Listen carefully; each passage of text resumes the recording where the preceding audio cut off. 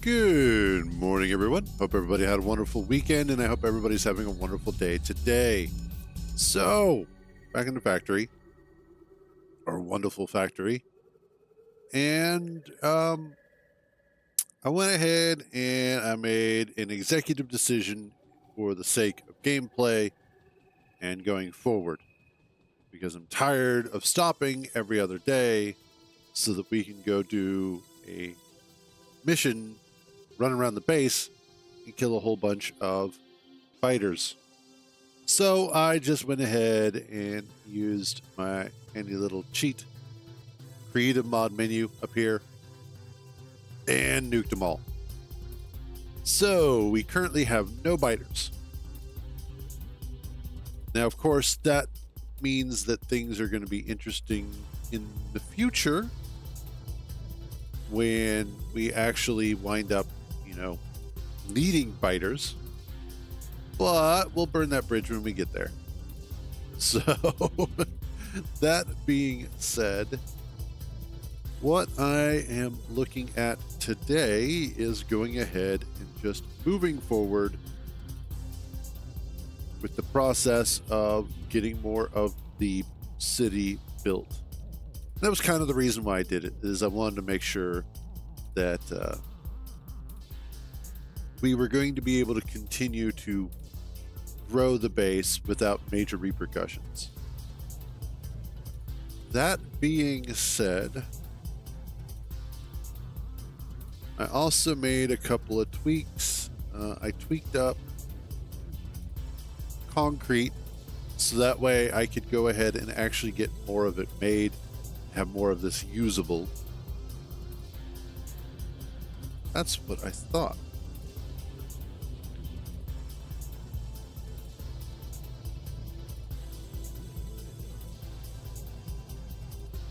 But went ahead and moved this, just basically flipped it to the other side of this conveyor, and that way it will be able to, you're going to get connected to anything, be connected to that, and just made it so that way I could better utilize all of the refined concrete that I'm making. And so far it's all working great, getting the job done, getting more and more of the refined concrete out there. So yay.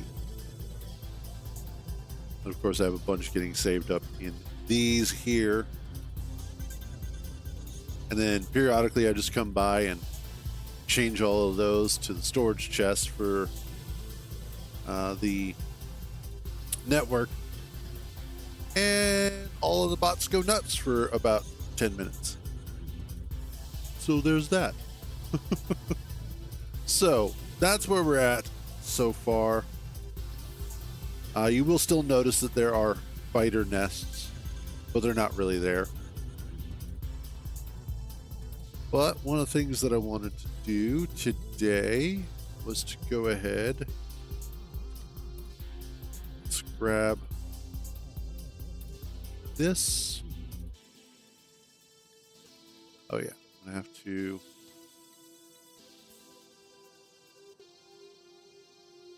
first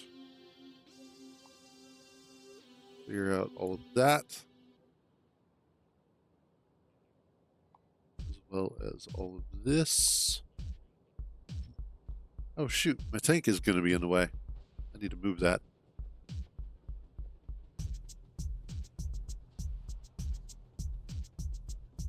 So let's just run on down here.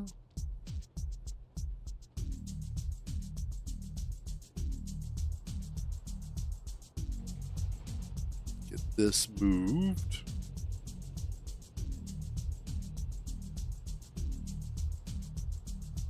There we are.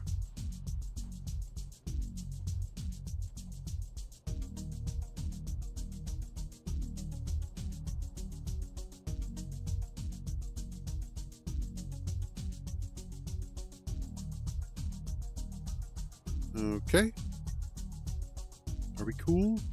We're cool. Next step is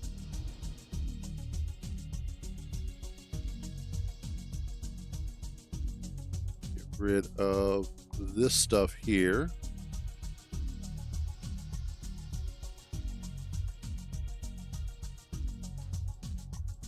I think I'll actually get rid of the rails all the way up to there.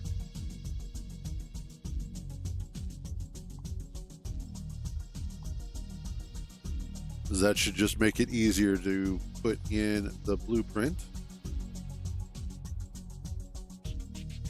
Fortunately, there's still plenty of ways to get to here. So they're not going to be like, oh no, I can't get to where I need to go.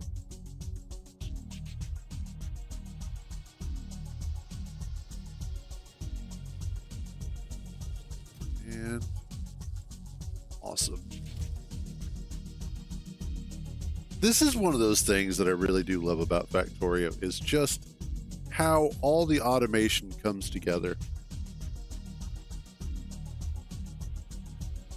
All the different pieces of the factory all working the way that they're supposed to. When everything is set up and running mostly correct, it is a beautiful piece of machinery.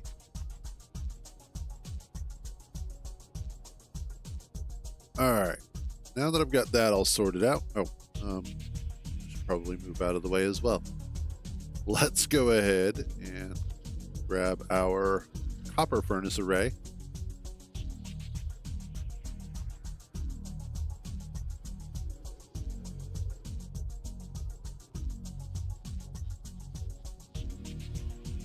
And just kind of let everything get built.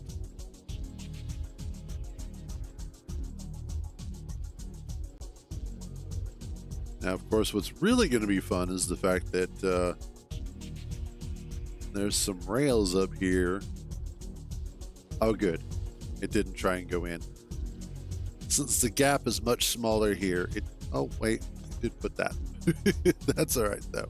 That's easy to fix.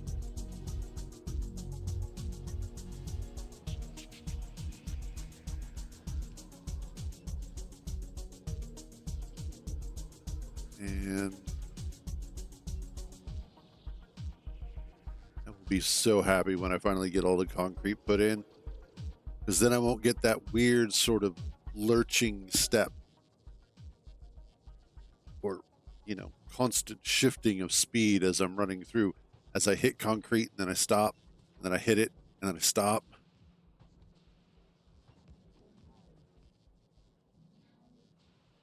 The nice thing is, God, that's beautiful. Once all this gets done, that will be copper and iron that are now have dedicated furnace arrays. And I could technically get rid of these if I really wanted to, but I think for now I will keep them.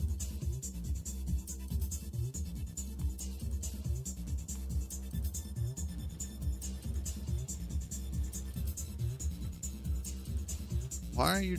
I have other locations.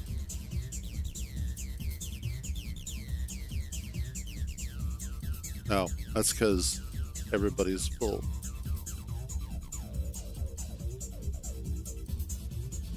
But yeah, so having these two dedicated furnace arrays means that I should be able to more efficiently and more effectively run. Ooh, I bet my power grid hates me right now. Yeah, it does, a little bit. But I'll be able to go ahead and better utilize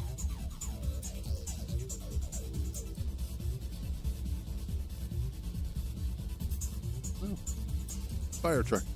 Better utilize the resources that I'm mining. And so hopefully what that means that I'll also be able to better fill up things like the circuits, because that's an issue sometimes, is I just don't have enough stuff coming in. And then also, yeah, because like I should be bringing in copper right now.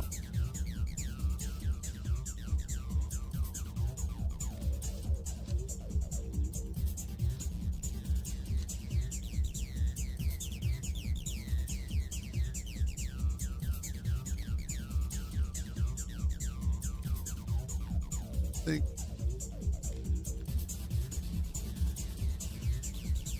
Yeah, so if it's, yeah. So that'll turn that off the way that it's supposed to.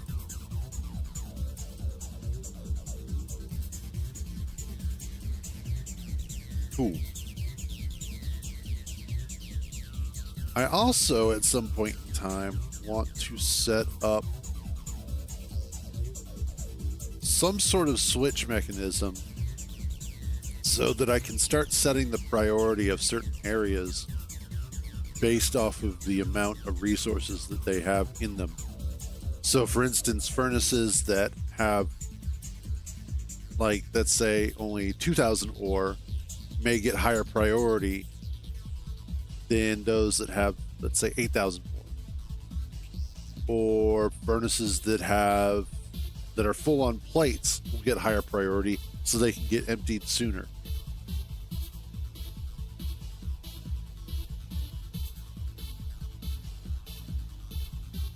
Yeah, I think our power issues are resolving themselves. Yep.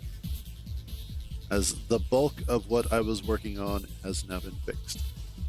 Now, here comes problem number 2, is just waiting for everything to get built enough so that way we can continue forward. But that's okay, because what I'm going to do is we're going to go ahead. Oh, this is going to be nice. This is just a taste of what's to come, but I like it.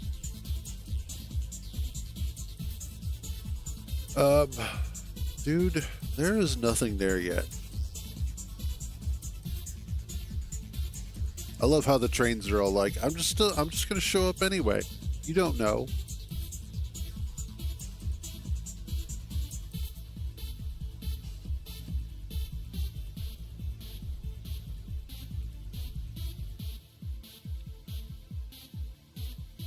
Connectivity.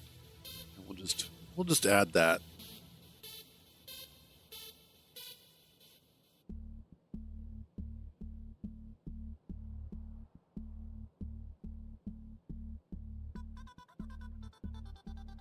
I think what I might need to do is come through and adjust the straightaways so that I break them into smaller chunks, smaller blocks, so that I have a little less slowing down on the straights.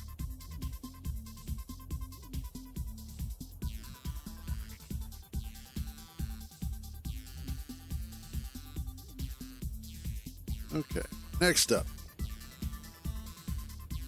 Since that is going to be taking a while,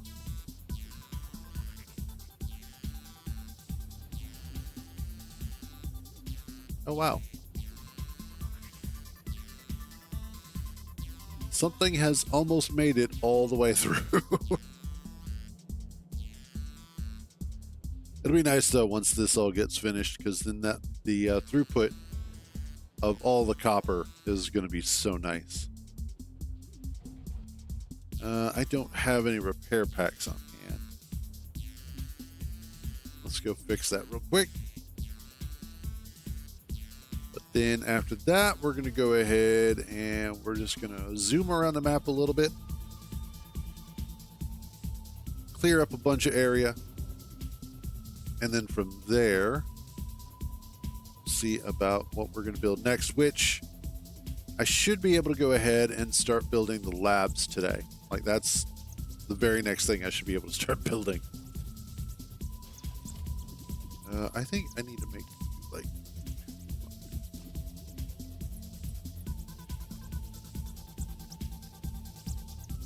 and I'm fairly certain we should be good on ammunition.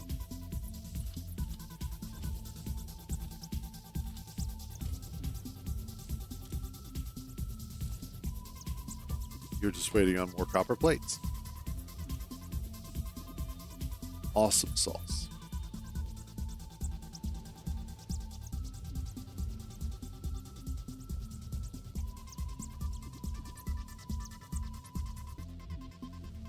Okie dokie.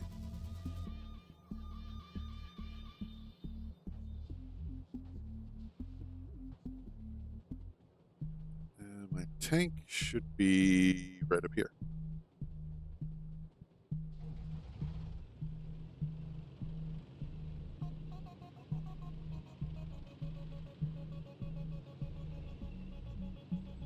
Okay, so this big black area over here is what I wanted to check out. Actually, let's go see how correct this was. I've already visited one area and it was empty. Yep, there it is. So no more biters, at least for a while. What I might do later on, and we'll see how it goes. But what I may do is come through in an area or two and just seed some biters. Just go ahead, drop some stuff, and then turn on biter expansion. And then let them grow for a little while and see what happens. It's one of those that the future is kind of untold. I'm also not sure how much longer this particular playthrough is going to go on as far as streaming. Not so much because I'm getting burnt out, but I think it's just time to kind of change it up a little bit. And especially with Space Engineers 2's early access coming up next month, then I'm thinking that, I'm thinking that perhaps we do a little bit of Space Engineers 1, kind of get us back into that mindset before trying out Space Engineers 2.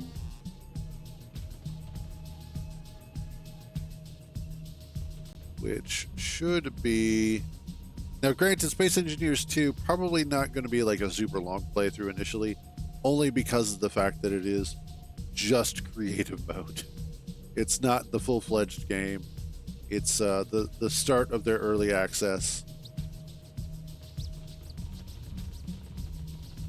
How much food do I have left in this? Plenty.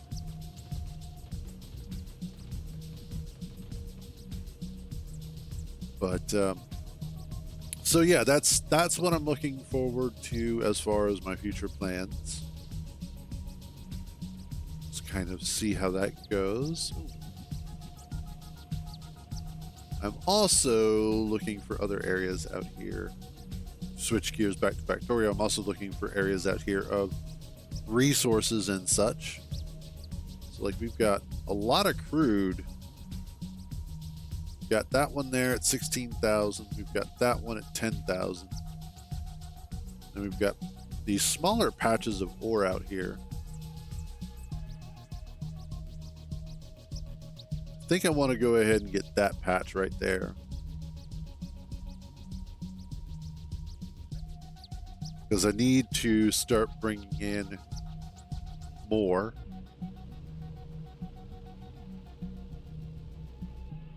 I'm also running into a situation where I am getting low on, was it heavy oil, I believe?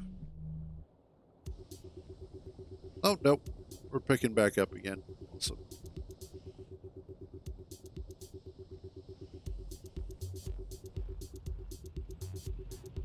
So that'll be nice. And then along with working on science, one of the other things that I need to do is get nuclear stuff started. So the reactor constructions, all the components for that. The chambers so that I can start making uranium-238 and 235.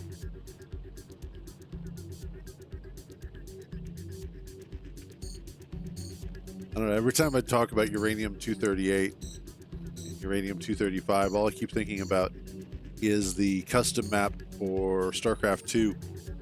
What was it? Gem TD. Gem Tower Defense. That was such a good game. I really enjoyed that. It really saddens me that there isn't like an actual Gem TD knockoff or something similar. But then Blizzard also got real shitty about how they handle that sort of thing. So it used to be, and this is, I think a lot of this has to do with Dota and Valve, because Blizzard was too dumb to pick it up when they had the chance.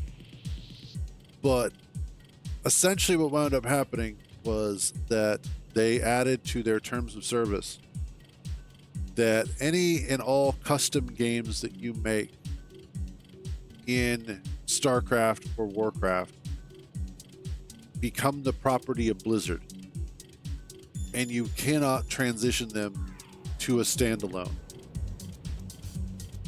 because at that point Blizzard owns them. Now, I don't know how legal that actually is, but it's one of those that feels like it's gray area. It really does. Because at that point in time, doesn't that mean that Blizzard then owes you money, as technically you become a contractor? I'm sure that's not how it actually works. That's how it sounds like it should work. As I am putting in work to make this game, therefore, if Blizzard is to monetarily benefit from it, they should then pay me for the work hours put in, if they are then going to own the product. That sounds like a contractor.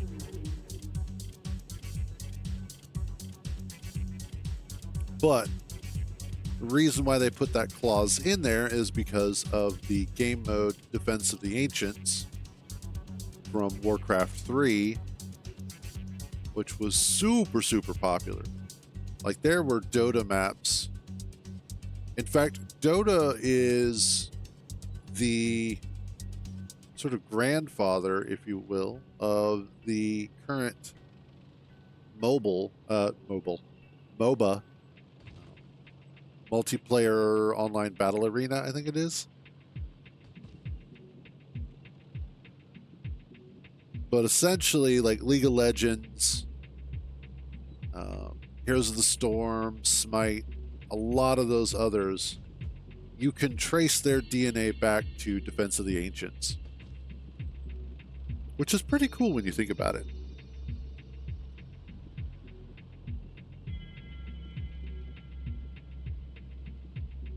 Being able to look at a specific game or mod and go, that is exactly the point where all of these others came from. That is fairly cool. All right. Looks like got some decent ore patches out here.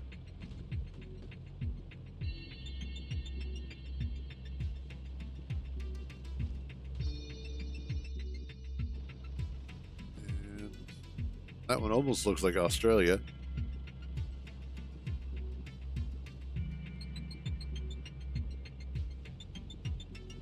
Some coal.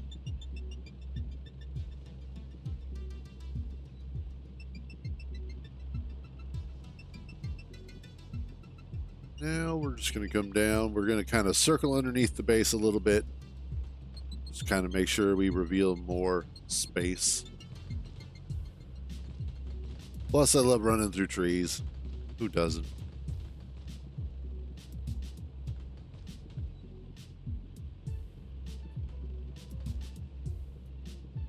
Oh. You know, that's one thing about gaming that I find kind of impressive, is because it is one of the newer mediums of entertainment and multimedia in general, it's much easier to do like a historical deep dive of the progression of gaming in general, where certain ideas kind of came from, where they started from,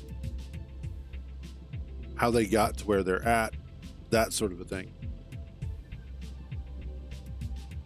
Like Diablo 2, was playing some more of that and realizing as I'm playing it that it very definitely feels like the natural progression of Diablo 1. And Diablo 1 very definitely feels like somebody's tabletop adventure. In fact, when you look at Diablo 2, that is absolutely a session of D&D, but in real time. Everything about it feels like D&D. And I think that's probably where ARPGs have started to kind of wander off the beaten path. Not necessarily a bad thing, mind you. I mean, there's a lot of really cool ideas that have come out of them. But it's one of the things that bugs me about Path of Exile 2 is the way that the difficulty shifts throughout the session, the play session. And I was thinking about this, and it was starting to like kind of bug me a little bit. Now, don't get me wrong, I don't mind games that have some difficulty to some challenge. I'm fine with that. As I have mentioned previously. But it's the curve of difficulty, the random spikes that'll happen. For instance, rare creatures. Rare spawns in Path of Exile 2 are not as rare as they sound like they should be. In fact, they're incredibly frequent. But then on top of that, some of them are actually battles that last longer and are harder than certain boss battles. But then on top of that, one of the other things that kind of bugs me a little bit is that as you progress and as you get to higher levels and higher levels and higher levels, what winds up happening, at least for me, and I imagine it's going to feel this way for anybody who's not following a build guide or just doing it themselves and is not a hardcore ARPG veteran, is that you're going to keep hitting these sudden plateaus of power where you're not really progressing. Even if you update or upgrade your gear, you still wind up running into situations where, unfortunately, your power gets to a certain point and then stops for a while. But everything that you're facing is getting harder and harder. And that gets frustrating after a while because it keeps happening. But it doesn't feel like a natural progression of enemies scaling because they're higher level versus you scaling. Whoop, got to be careful there. You getting better because of your gear and your passives and all of that.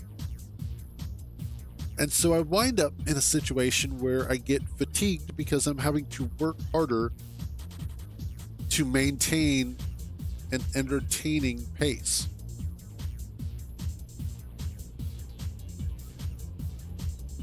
And especially if it's a situation where I'm trying to get through the campaign.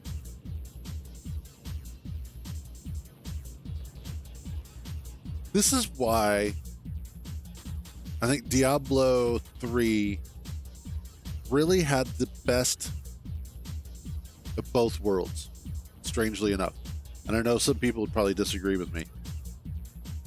But Diablo 3 had a really good way of dealing with the situation. What can't you get to?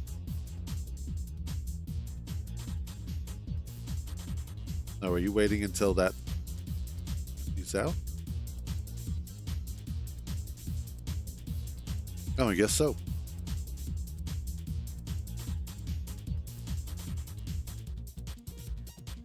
But one of the things about Diablo 3 that I really liked was that if you had already beaten the campaign, you had already gone through it, you would kill Diablo, and then later Mephisto, you could then start a new character in, oh, what was that? It was like action mode or something like that. But essentially, it would bypass the campaign entirely. Adventure mode, that's what it was. And so you could still go through all of the maps. You could still run through the whole game. But you weren't bound to doing strictly the campaign. And I think that's something that Path of Exile 2 could benefit from. Because if you have to run the campaign every single time you play, it gets frustrating.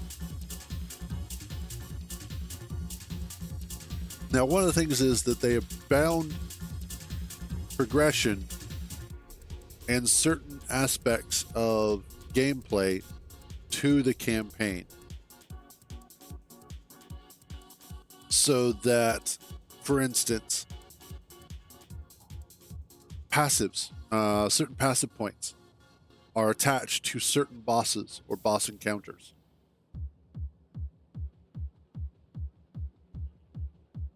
And so at the end of the day, what winds up happening is you have to go through the campaign. And that was one of my biggest problems and one of my biggest pet peeves with PoE 1 is that every time you played, every time you started a new character, you had to go through the campaign again.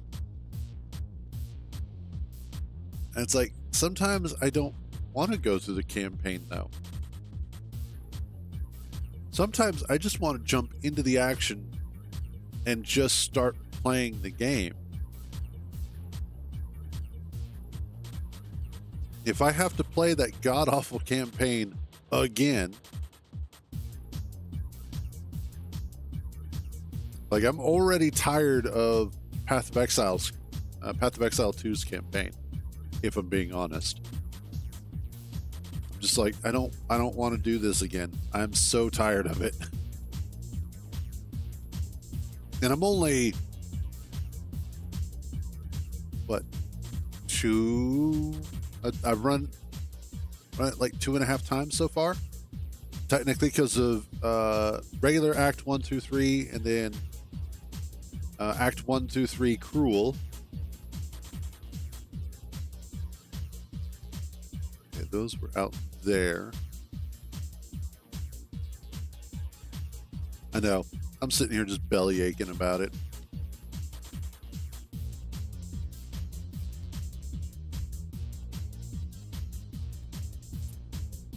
Thinking I need a version of these without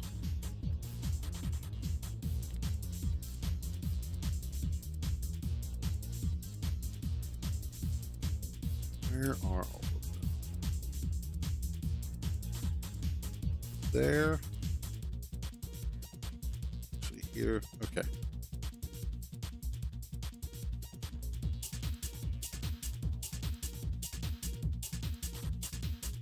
We'll do,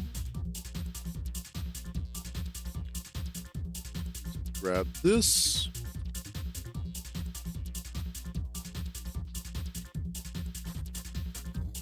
CB, rail 4, no con.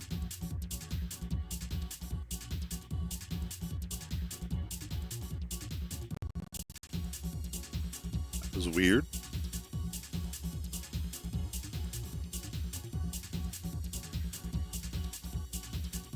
I don't know. I think one of my hard drives may be starting to fail.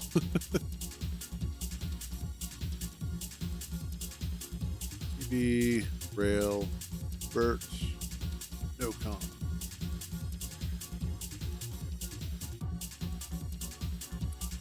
The reason why I want to do no concrete versions of the rail system is so that way I can do versions that go outside of the city without having to constantly lay more and more concrete. So it may be a situation where I'm just wanting the rail system that I may eventually get rid of later on. So in situations like this where I want to extend out here to grab resources,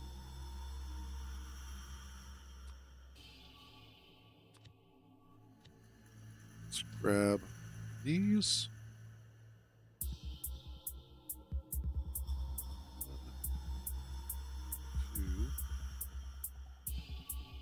We've got to wait for everything to start building out that way.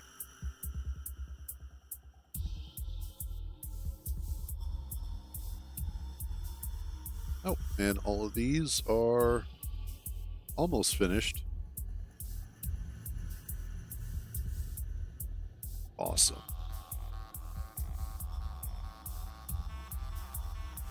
And I think this one's just missing some underground belts.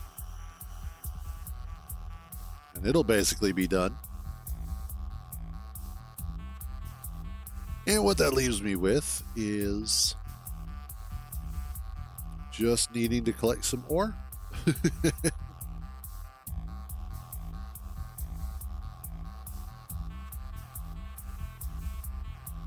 Also,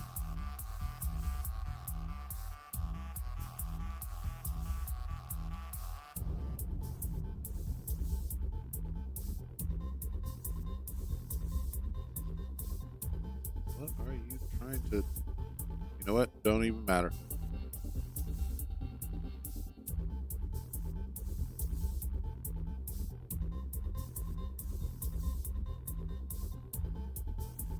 Okay.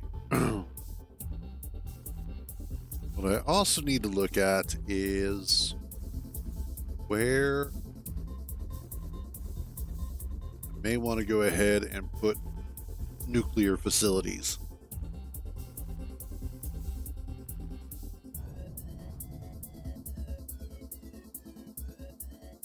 As well as setting up a new reactor blueprint that I can drop into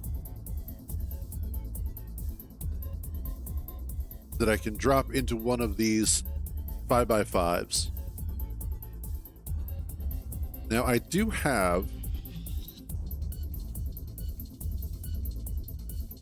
Oh yeah, that was what I was messing around with.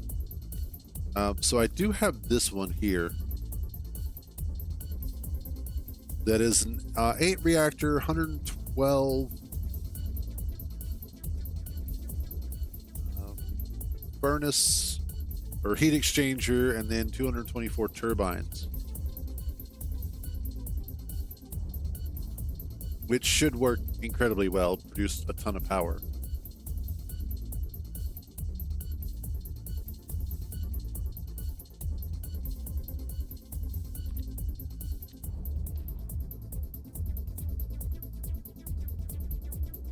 Let's get some more out there.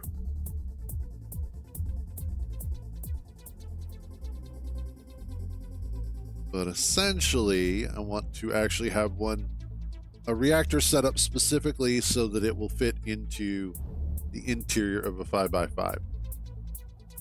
So all I have to do is paste it down, the base will build it, set up all the stations, that sort of thing. In fact, I can even have it, if I set it up correctly, so that I have one station for drop off, and then the other station on the other side for pickup.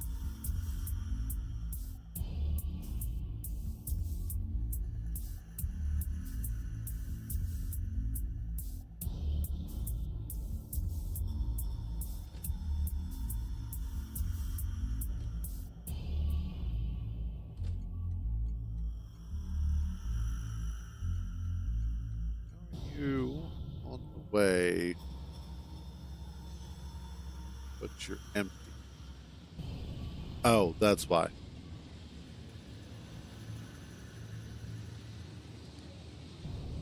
Okay, we need to just take that out now. Because That's just wasting fuel. I think I had done that before. I was like, you're just wasting fuel.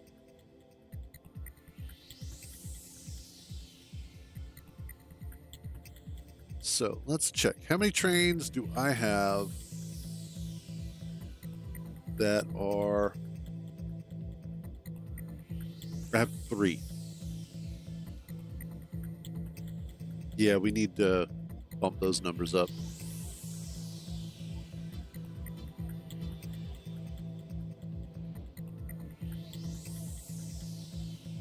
So let's run out here.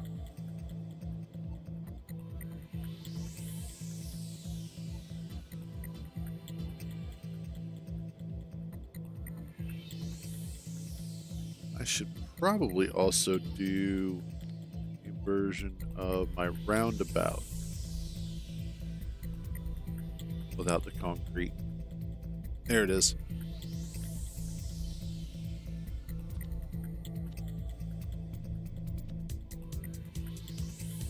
We'll set you to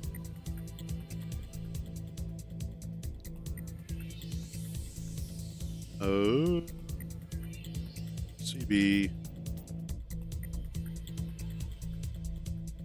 round about.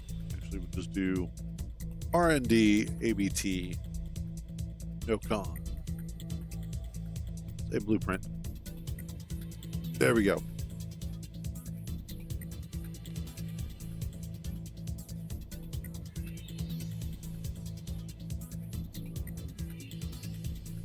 Oh, those are the old. Okay, yeah, I need to I need to fix that. Okay.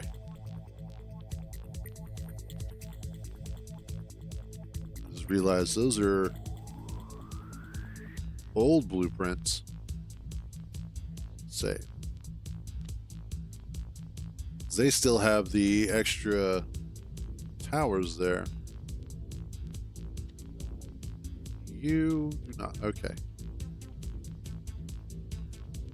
Actually, I think I got rid of them on... Yeah, I got rid of all of them.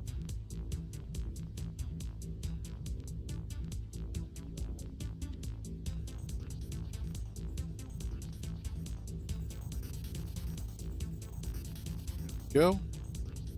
Cool. So I don't need those.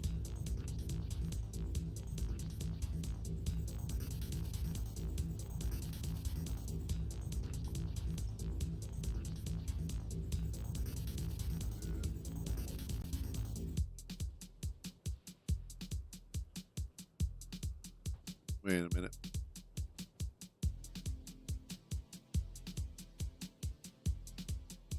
I do need some of the center ones.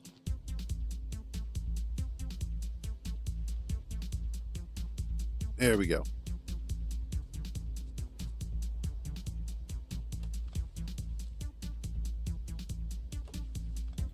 There. Excellent. There we go. That's what I was looking for.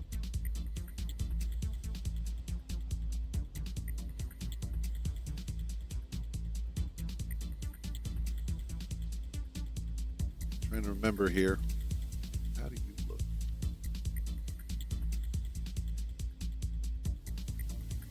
Okay, yeah, I did take those out. Okay. Yeah. Awesome.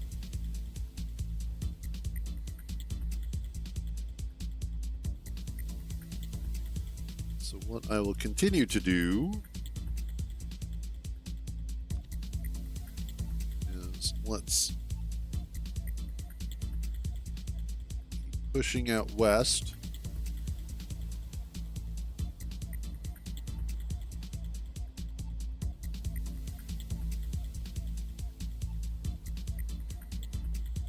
So that I can get this sweet, sweet iron and copper.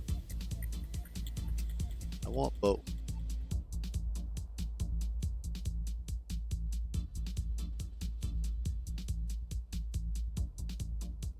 And I just have to wait for the bots to do their thing.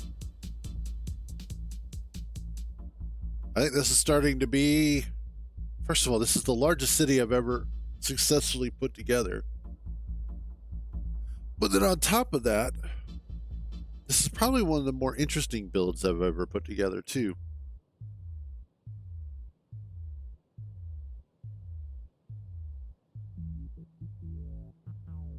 Primarily because of the fact that there's like lots of interesting stuff that's happening.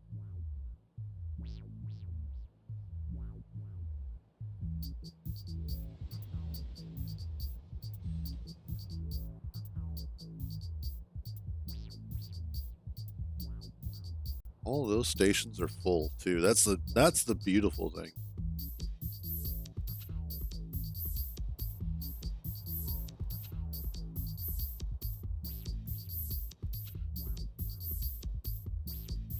So I need,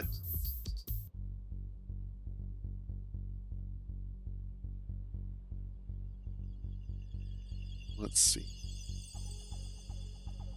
trains, stations.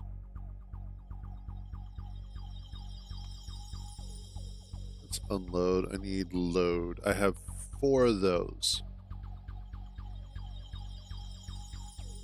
How many trains do I have for that? Okay. We're going to need to add more trains.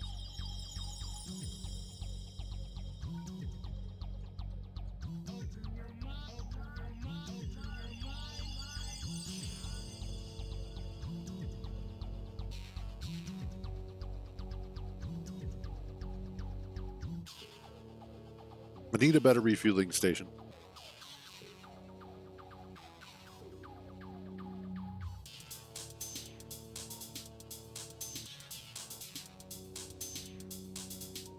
Yeah. You're almost there. You couldn't drop them off? Lazy bastards. There you go.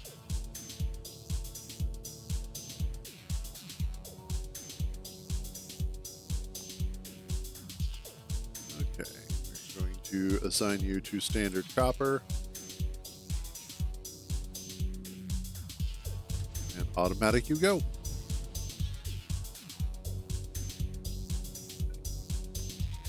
And another one.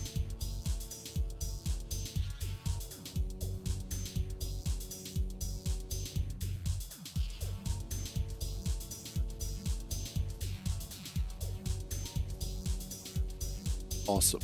And again, standard copper. Kind of bump those up a little bit.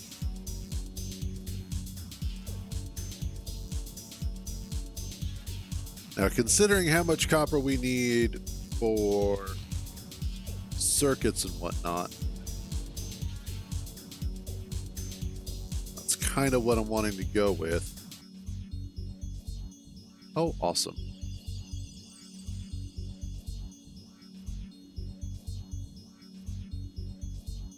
We're getting there. And then I think down here, what I'll do is drop the roundabout so that trains coming down this way have a way to get out. Because otherwise, they're not going to. Oh, and I just realized one of the other things I need to do is probably bring a vertical up here. And so that these are close enough. Might change.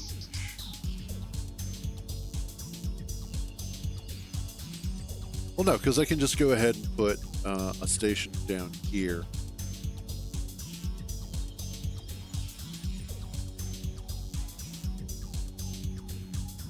Yeah, I can just do an inline station here. Like that. And same with here.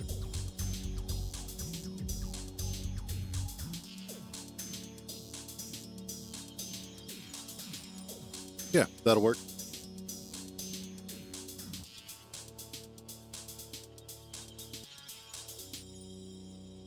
I need more construction bots. Is that what I need?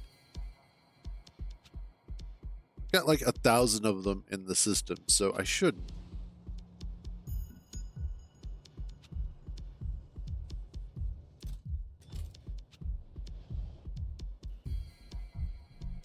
Never enough. That is so true.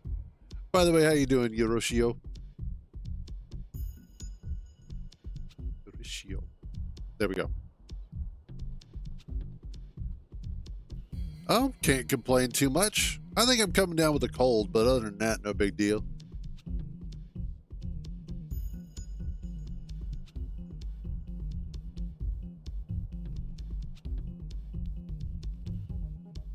And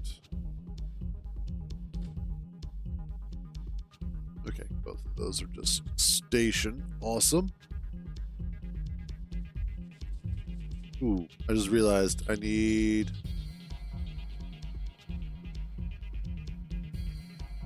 inserters.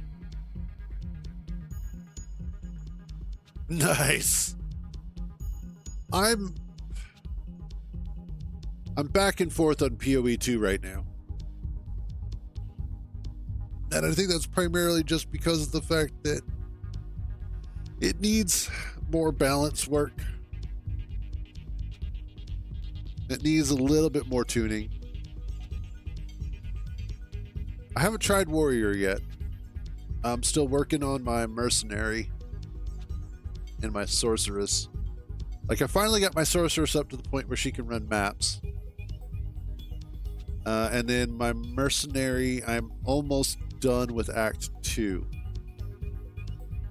The first time around, I'm almost done with Act 2.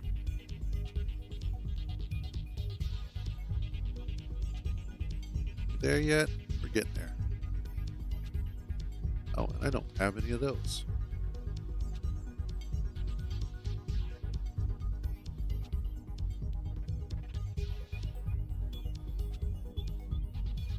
But, yeah, fair enough.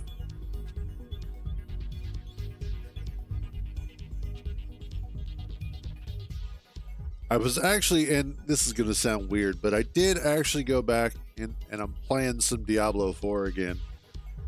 Actually, I played Diablo 4 off and on. It scratches a completely different itch than Path of Exile does. At least for me.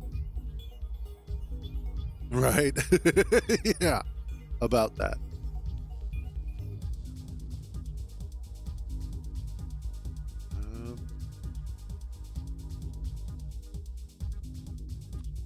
Let's do chests and chests. Yeah, no, Path of Exile 2 very definitely has the lion's share of viewership and interest. It is the game that people are jumping onto more readily. I think a lot of that has to do with the fact that it's newer. And new stuff is always shinier than old stuff. But I think it's also because for a lot of people, Path of Exile 2 just tickles their brain the right way.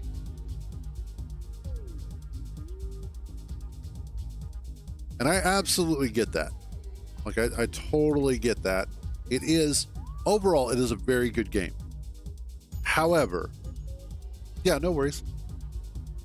However, I think Path of Exile 2 also is suffering from some of its own failings that people don't really want to talk about.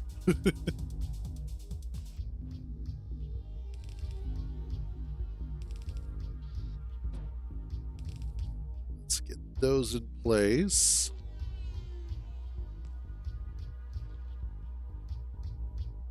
Alrighty. Get rid of the trees. Just get rid of all of this.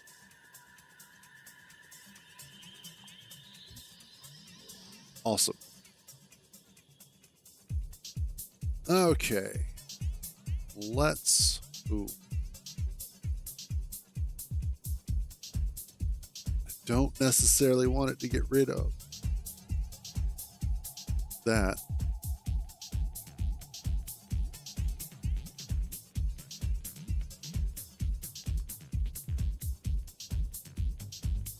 Um,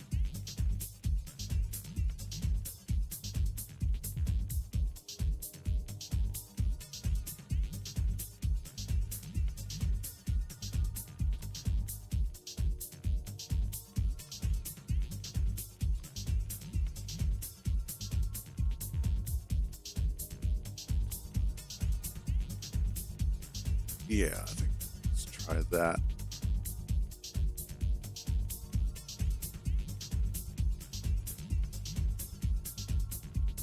I mean, obviously, it's going to have some issues here because it's trying to build around, well, this. So we'll work with that.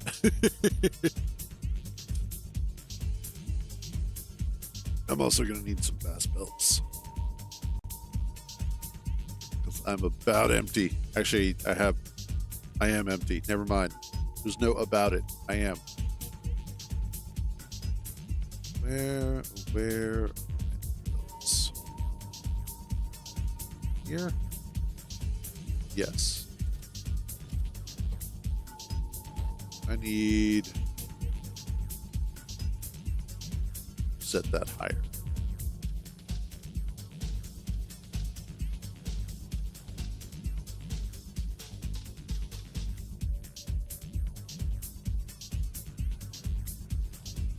Especially because of the fact that I'm going to be pulling a lot of them over here.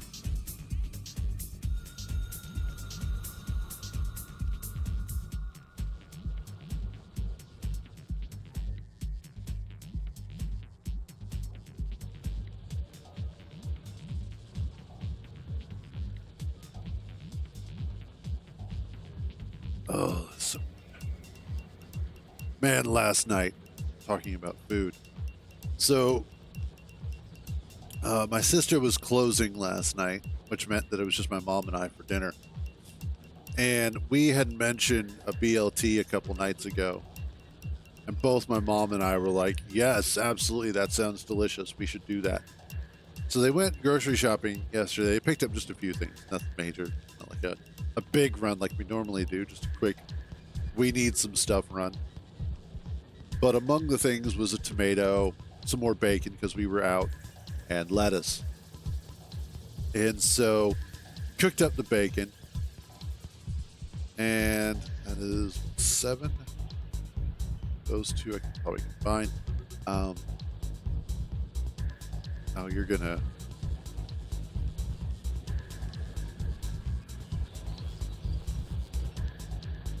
Damn, I did want to get rid of that. I have to fix that. But is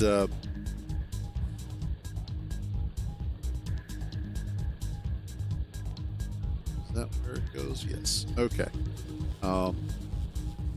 But I cooked up the bacon, and then my mom had also picked up these little rolls that were delicious.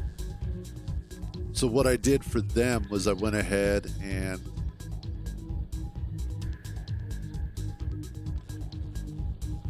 yeah, that should be fine.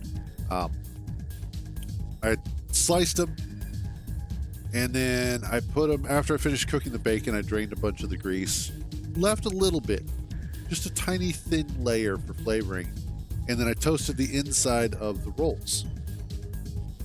And after those got crispied and soaked up some of the bacon juice and the things got warm, we slathered some mayonnaise on them, the bacon, lettuce, tomato, slice of Swiss.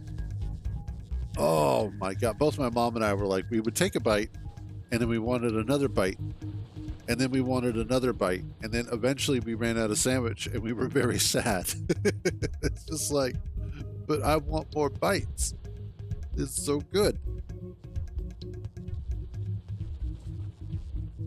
But it was just absolutely delicious. Oh, left.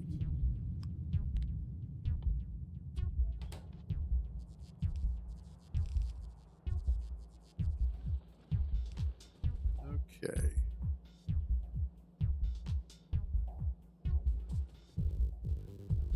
I need to bring all of these over.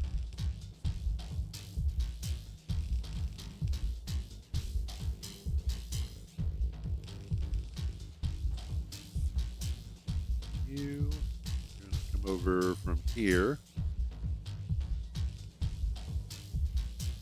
Ah.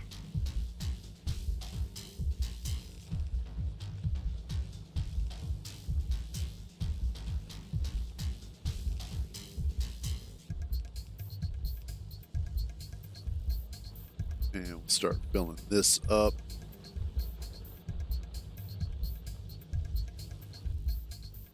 Yes, bring me more belts.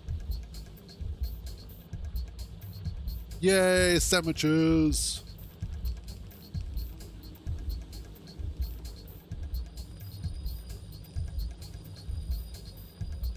Okay.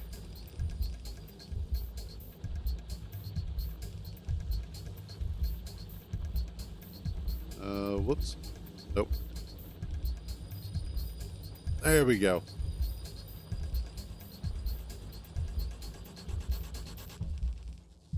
Awesome.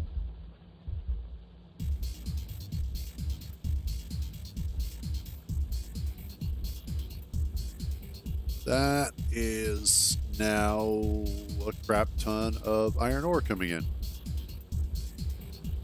which is exactly what I want. More specifically, can I get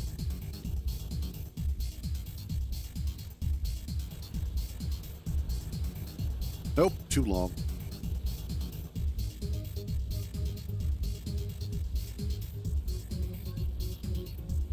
Yeah, it's just a little bit too long. Oh well. Do this the old-fashioned.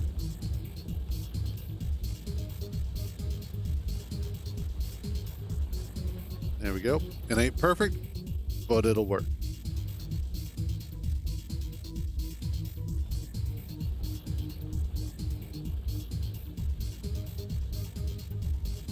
That should hopefully ensure that as much stuff as possible is going through here. Okay, you are taking way too long to get me the stuff that I want. Most likely because it's still being built. I have a feeling that we're a little low on belts over here. Yeah, that's what I thought. Oh, nope, we got plenty. What the hell?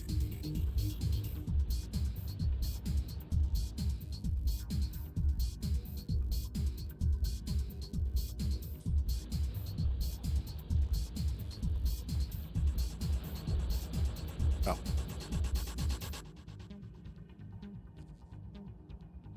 Whoops. There. Solve that problem. All right.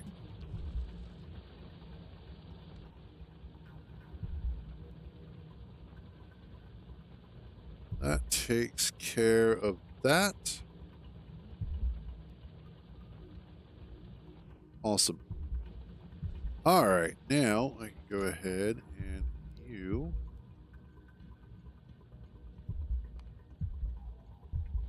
Our new mining station.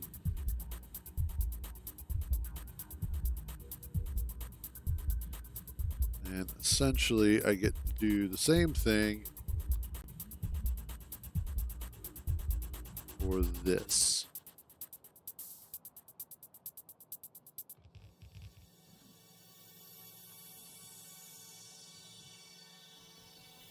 That's again what's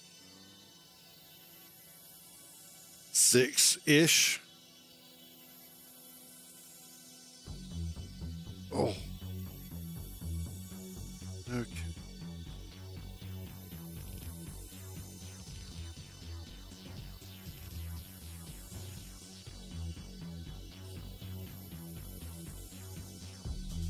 You there.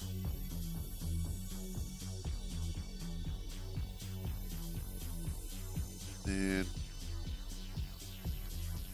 fast belts. Actually, you know what? I know what the problem is. I don't have enough logistics pods.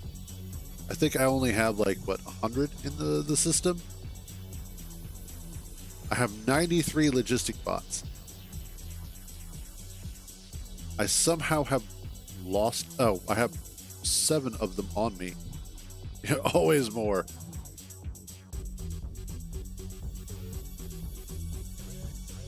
I've got to run all the way down here to get to them.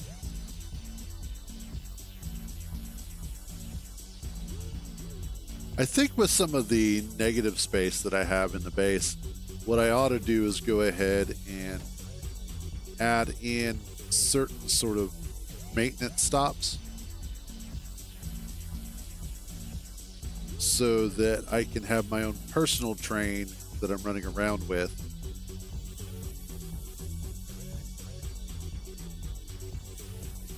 That's got, I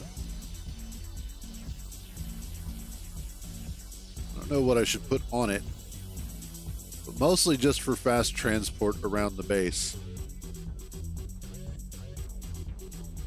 Especially as it gets larger, I'm going to need it.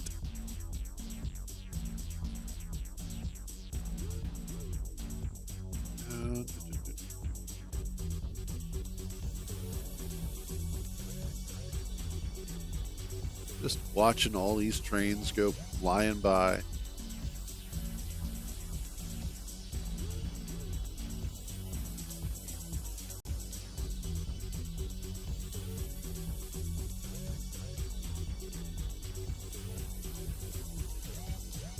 And oh yeah, it's up here.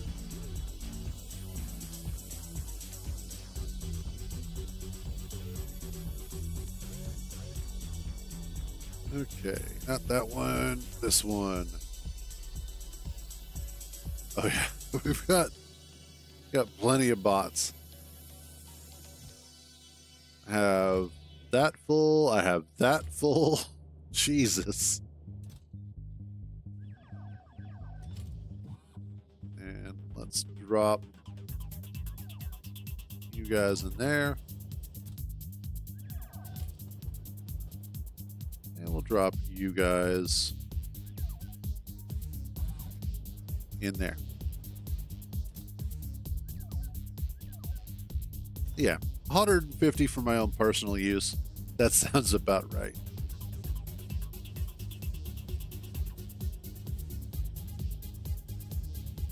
Yeah, awesome.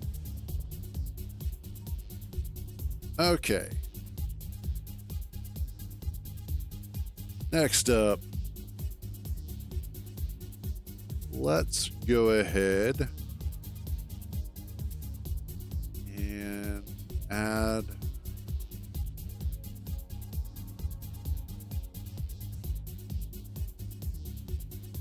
I need rails.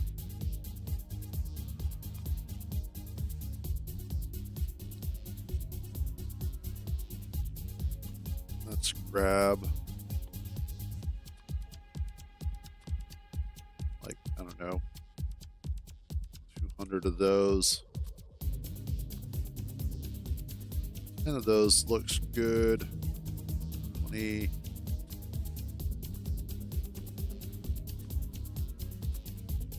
There we go. That seems like a goodly amount for just general construction purposes. There. Exquisite. Okay. So primarily what I want to do is I just want a station initially.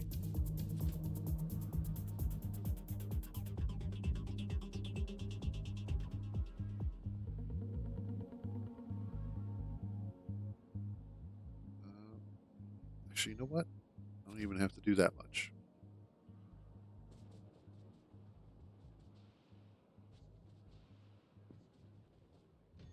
Let's just do an inline station.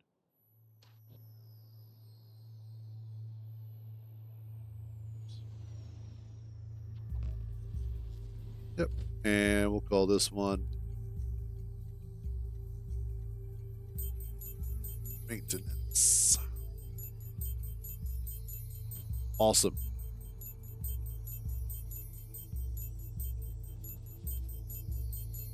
then I can do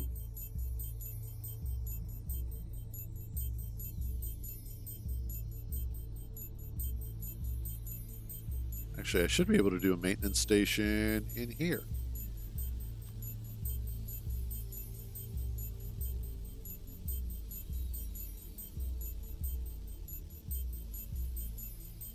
Yeah, quite easily.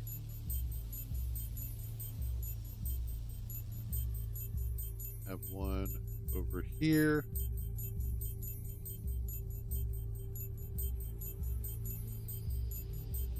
Okay, good. And then I'll also put in a maintenance station here.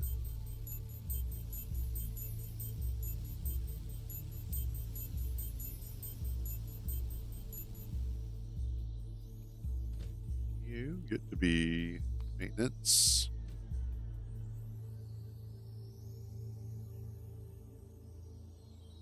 You will also be maintenance once you finish getting built.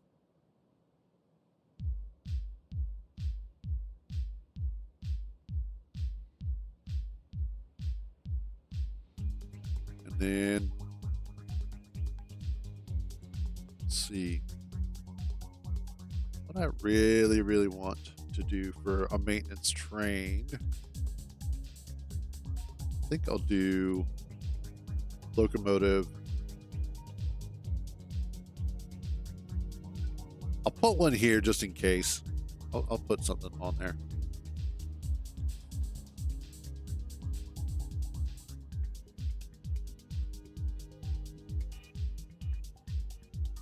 Actually, I should change you. No, you're fine. Well, no, because I do want it to be different. So we'll say item all. Maintenance, you are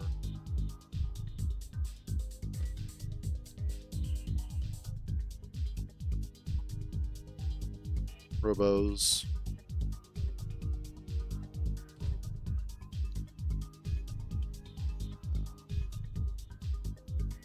West. There we go. That way, that'll keep all of my maintenance stations kind of separated, make it easier to get from one to one without any major issues.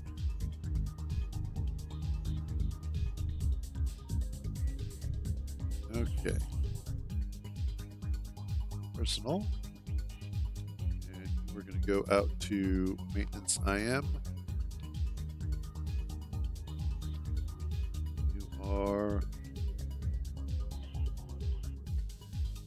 I'm past.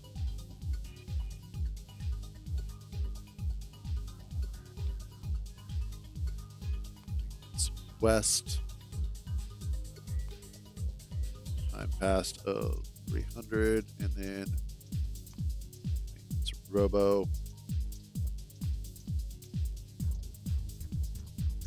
Okay. Now I just wait for it to show up. And the nice thing is that this will keep it off of the main rail line when I'm not utilizing it.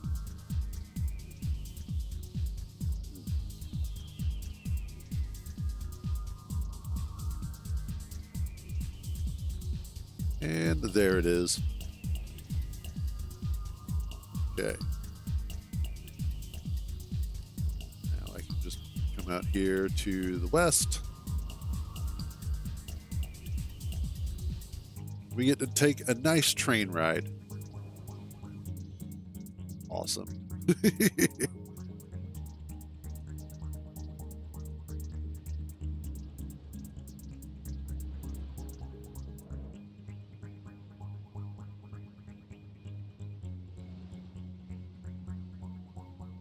I will say it is impressive.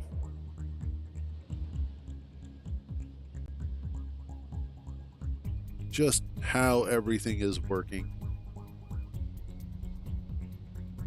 There we go. And we just turn it off. So that way it's not wasting fuel.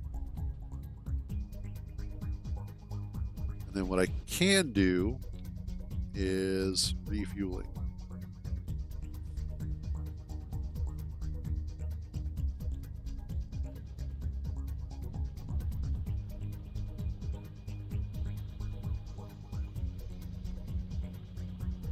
That is going to be a nice amount. Awesome. Oh, and this is done. Okay, let me get my belts.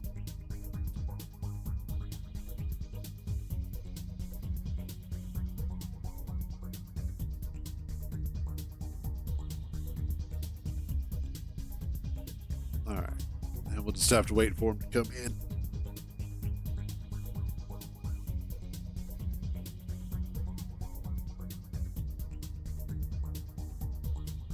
Oh, there goes all the logistic bots that are currently charging up. So after we get this going, the next thing I'm going to do is start with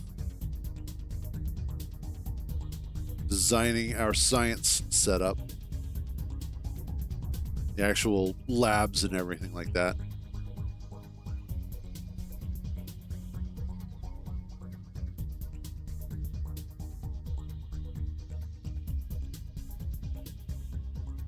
And then from there, depending on where we're at time-wise, I may go ahead and start tackling the nuclear problem.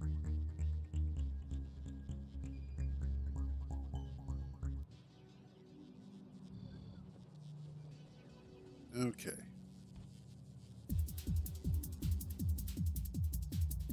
So the biggest thing is I've got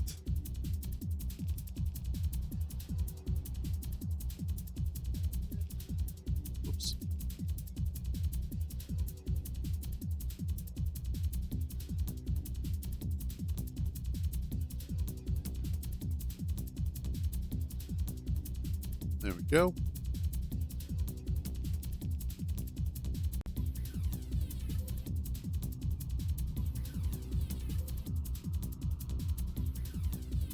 And then this one comes down here.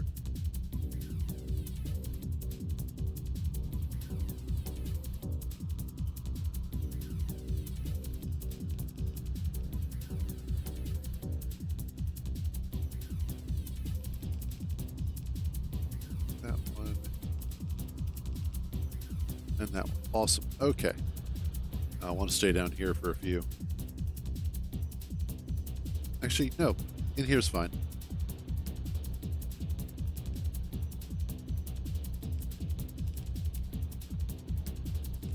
And whoops.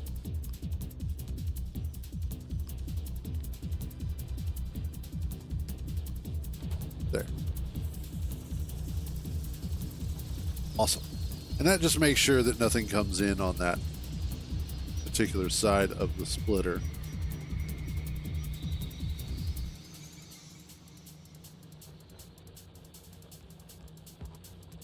And we do a couple of these, and we do that again. And it's nowhere near as efficient as a proper shoot. My brain is not working right now. My brain is never working, honestly, but right now specifically, it's not working. It's oh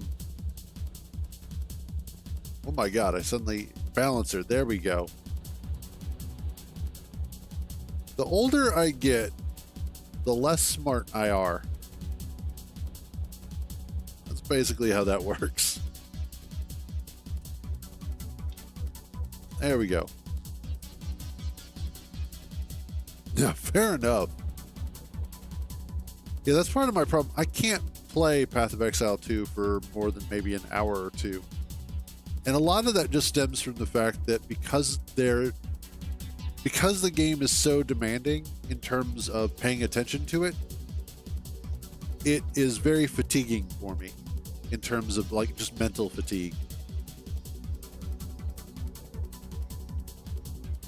And that's not a fault of the game. I mean, it's just the way the game's designed. It's the fault of me as a player. All right, so now I can go ahead and set you to that.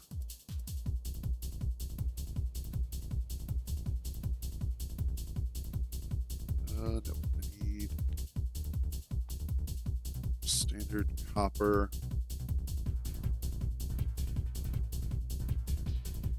Probably should be bringing in more.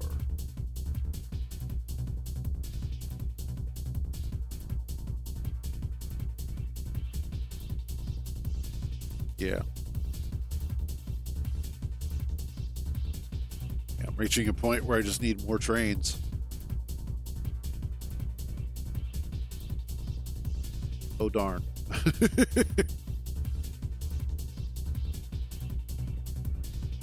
A terrible fate to have.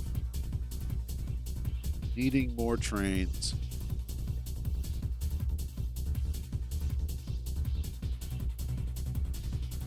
Okay.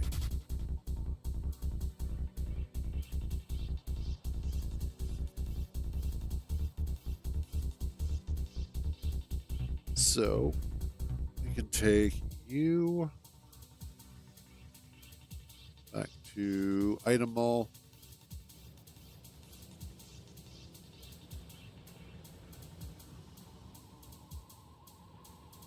We get to enjoy this peaceful trip all the way out there.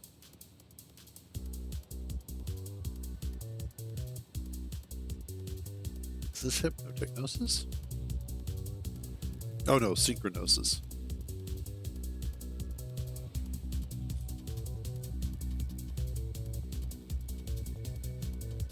Actually, one of the things in my music career that I'm actually the most fond of is the fact that I did actually make a 28-minute song, almost 30 minutes. It was... Well, and it's one of those things that when I say make, it was really just the way that the program worked is you had a large library of samples and you would place them out on the timeline and you could edit them to a certain degree. You could change their length, their volume, you could fade them in and out, that sort of thing, sort of. It was a simple but fun way to make music, and it worked really well for me. And especially at that time because, it was actually Techno EJ. I have had many copies of FL Studio, but most of the time it was EJ. One of the songs that I have that I made was from the MTV Music Generator, which was a fun game. And I say game because it was also on PlayStation.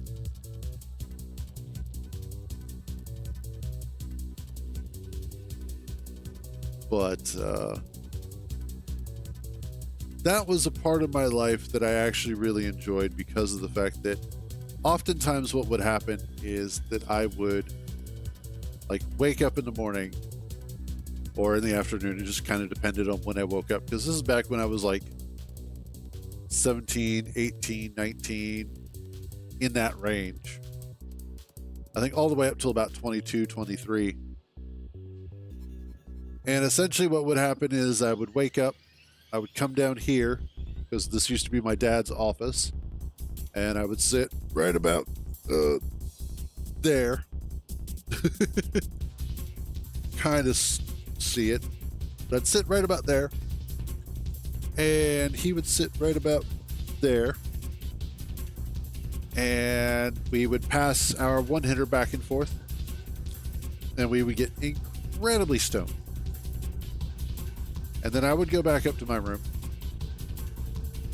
and I would start making music, and I'd start just putting samples together and listening to it over and over and over again, ironing it out, figuring out what I liked, what I didn't like, putting together a track. Then after a couple of hours, I'd come back down here and I'd take up my spot again, and I'd be like, hey, load up this song. And then we'd pack the one hitter again, and we'd start passing it back and forth, and we would be watching it on Windows Media Player. And we could always tell a song was kind of hitting that sweet spot of enjoyable to listen to, because the visualizer for Windows Media Player would do really fun stuff. That was kind of how we figured out, okay, This song is going in a cool direction. It sounds really cool. When the visualizer was hitting some really fun colors. It was a really good time.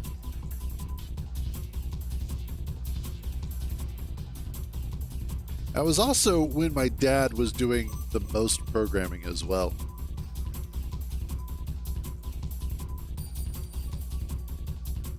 Which at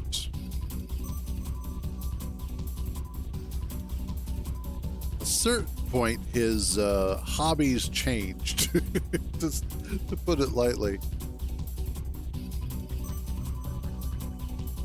Okay. So, oh yeah, that's right. I wanted to add a couple more trains.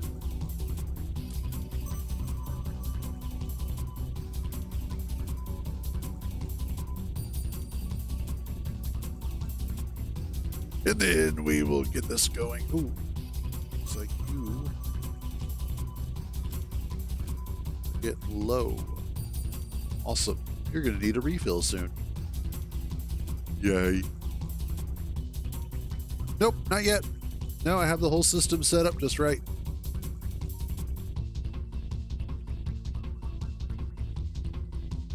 I had one area that was a bottleneck, but I fixed it.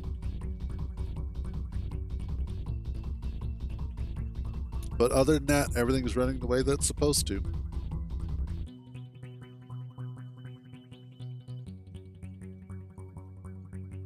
Okay, you are standard copper. Go. That's right. Now I remember what it was. Nope, that's fine. That's fine. Okay.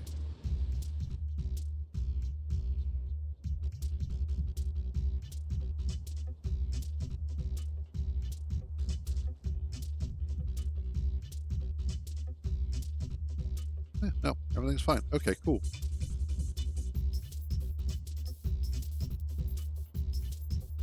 But yeah, nope, I actually know how to do a rail network well enough that I can keep it from binding up.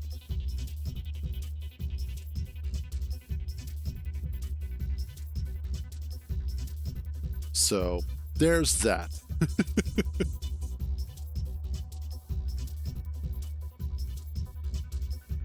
are we doing over here? Oh, that's the iron train. Oh no, copper.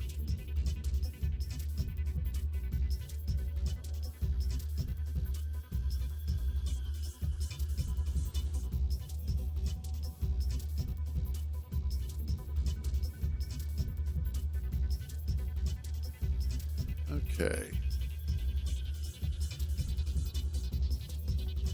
I think what I should do to make sure that I don't have empty, I don't have this situation here, is to set it up so that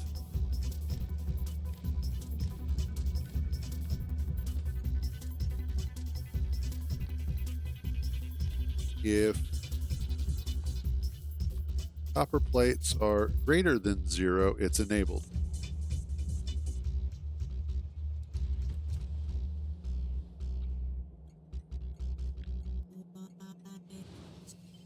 Grab this.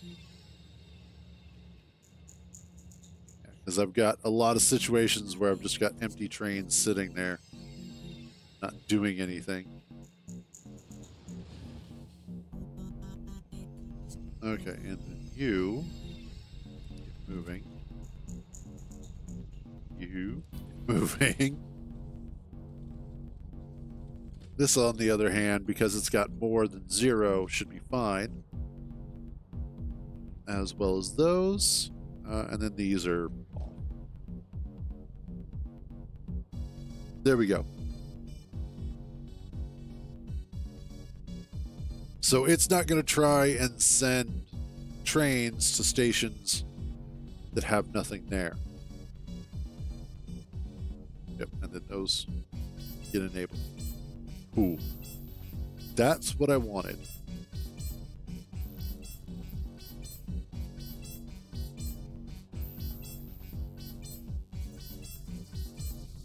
And then probably do the same for over here.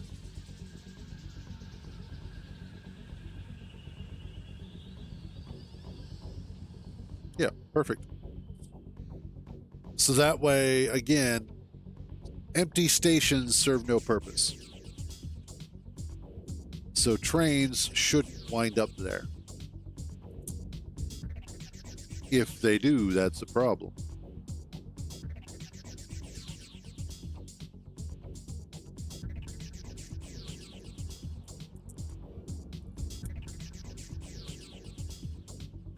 Okay. Now what we're going to do is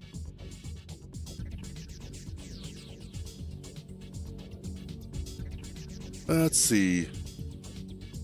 Let's hop into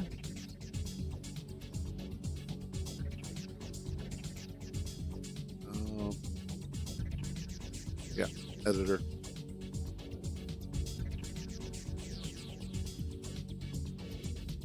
And I need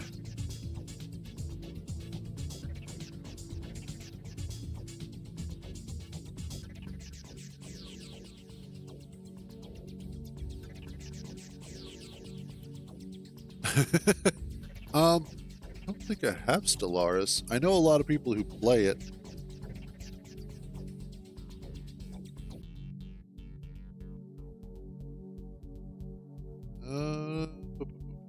Nope, I do not have Stellaris. But yeah, from what I've seen, I agree. It does look incredibly complicated. But, you know, considering the fact that I am at the level of comfort that I am with Factorio, it's one of those that eventually you'd probably be able to get into it. I mean, hell, we can kind of make sense of the Path of Exile passive tree, so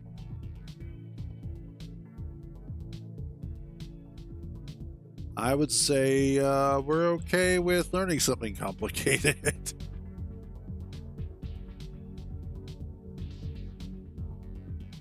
All right, give myself some space there.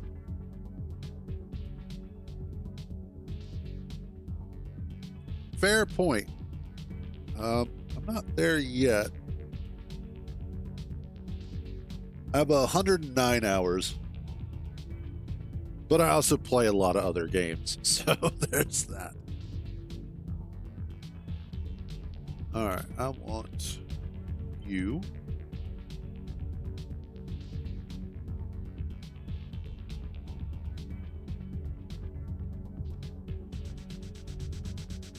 Fair enough.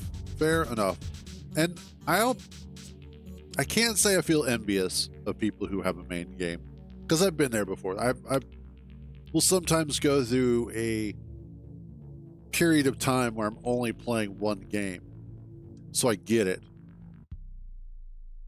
But at the same time, you guys suck. I hate you guys so much.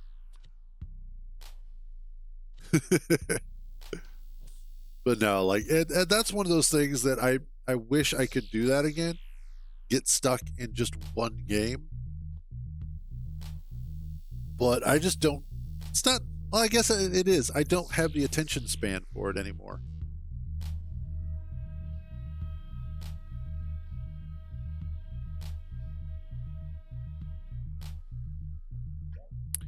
I need, what is that, 6?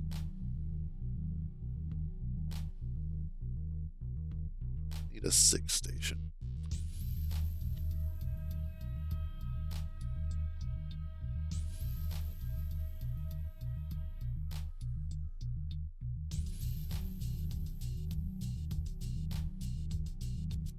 Let's see, how do I want to set this up?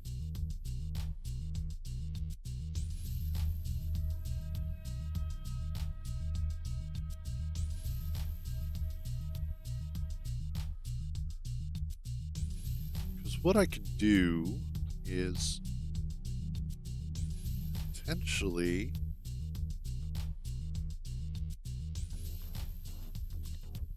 let's do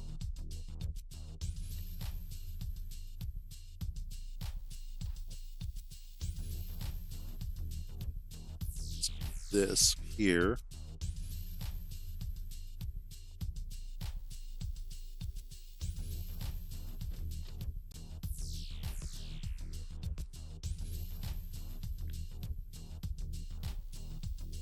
And then vertical that. Take this.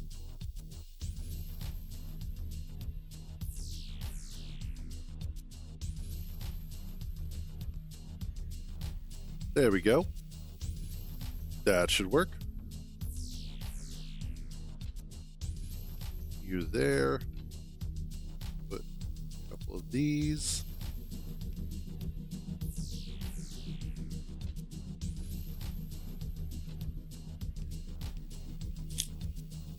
There.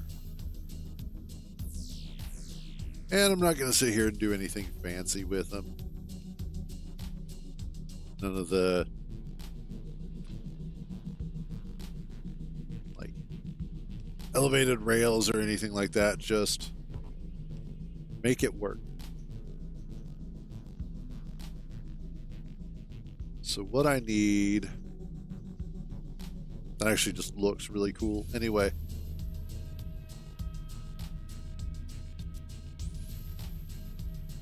But let's grab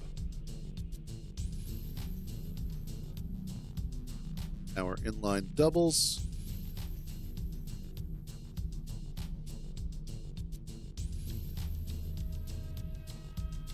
And so this way what I can do is just have,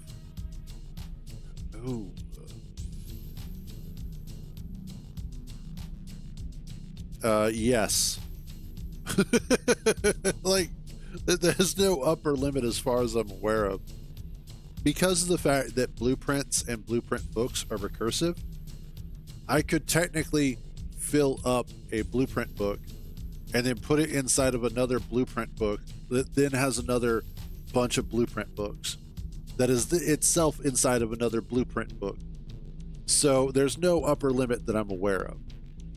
You can just have a ton. But I need to see 1, 2, 4, 2, 4, 6, 8, 10, 12. Okay. Exactly. Which I kind of actually have here because I have my city block set up, my city block book, that when I open it, I have a book for rails and then I have a book for stations. And then I also have some standalone blueprints for the rest of the city.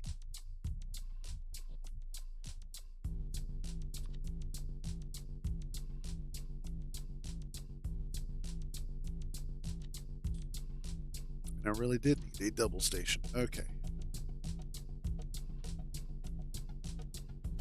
And then once I get finished with this, this will be another blueprint that I can bring in. Now, fortunately, as far as I know, I'm only going to need one of these because this will be the lab setup. But let's see. Let's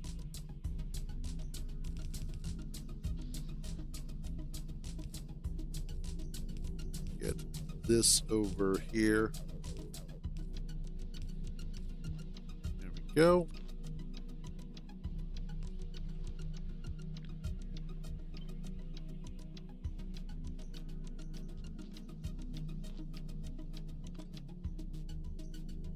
And, ooh, that might be a problem. I don't need all 6. How about just 2?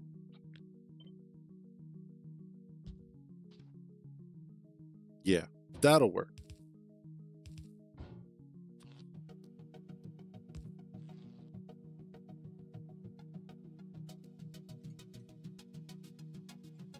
Yeah, that'll be good.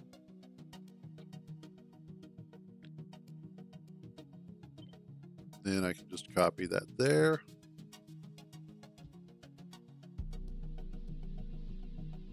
And this one's going to be a little bit different in that I need this there.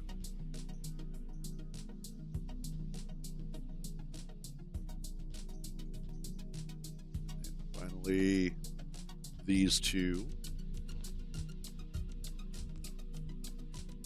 Now, this is a mod that adds in a laboratory that you can use for building blueprints, which is really, really useful when you have complicated builds like this, because it gives you a chance to not only do the construction without it getting in the way of or involving your actual build, your actual base or whatever, but it also has some tools to allow you to test things like throughput.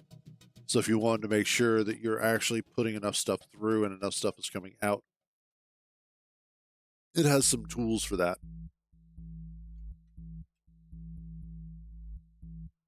Okay, that takes care of those.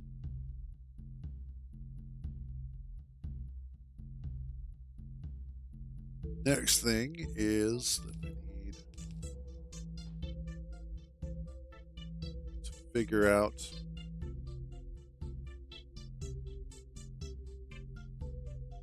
so I think these three are going to be our current, well, these six are what we currently have access to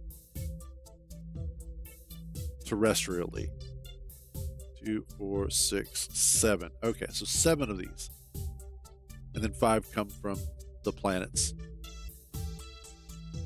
So I need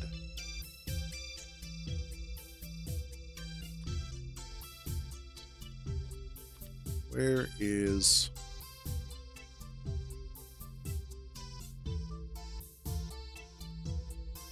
I don't need all that. I just have a basic one? Thought I did. Apparently I don't.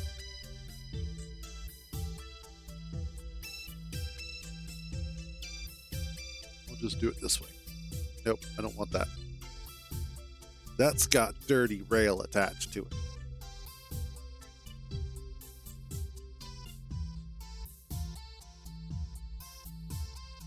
I thought I had one of these that was just the basic template.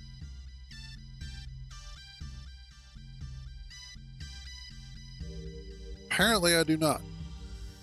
Of course I don't, because that would be too easy. Oh wait, well, sort of, but not quite. Probably do it.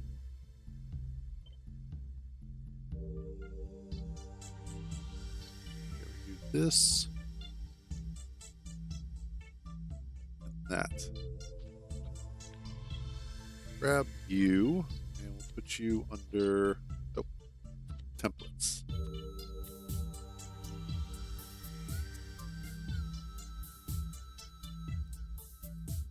CB naked template.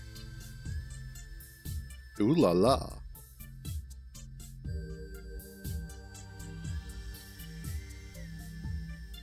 As I mostly just need to see where all of this is going to line up.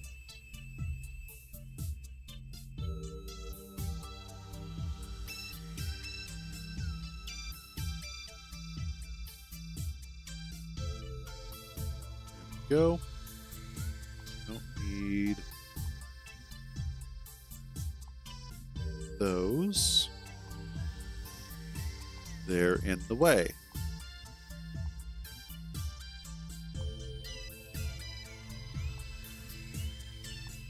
There we go.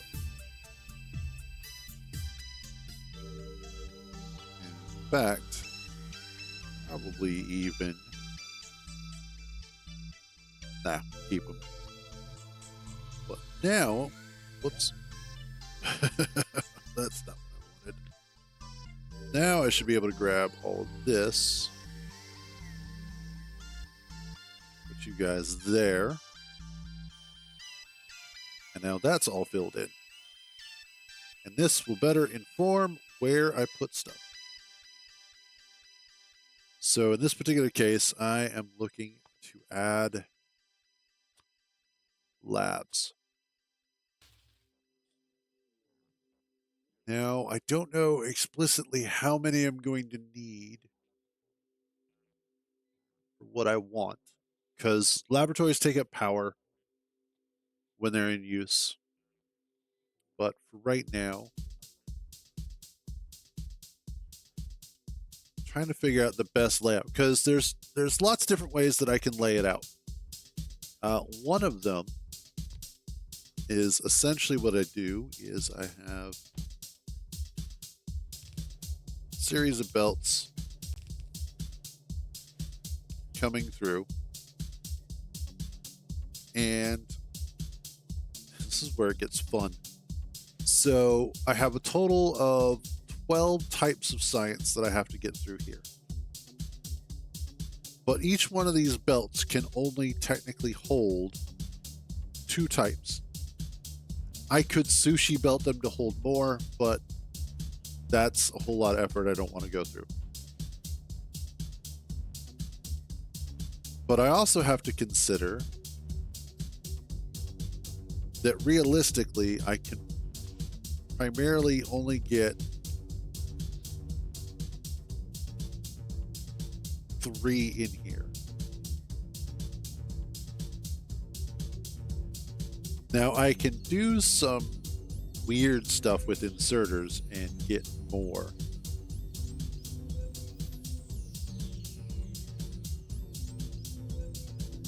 So I could get like 8 in here. Essentially the way that would work is that we'd have that.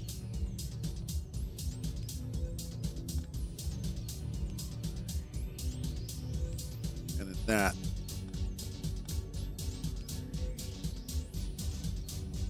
And even that won't work correctly. So what I'm thinking of doing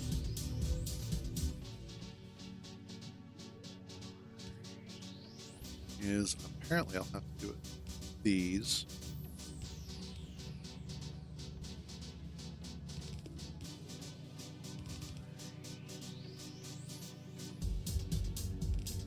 And then that'll be all 12. Because then I can do this here and here. And then I can do the long inserter there. And so that would maximize the number of labs that I would, yeah, that would work. So what I would do is actually bring that in 1.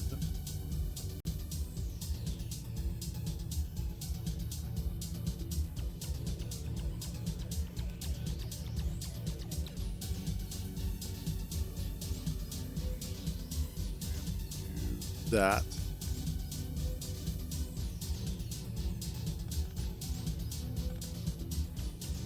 And then I can do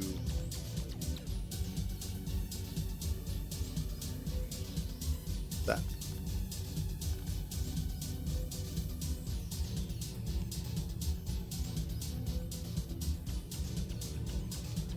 And this means that I should be able to tile it.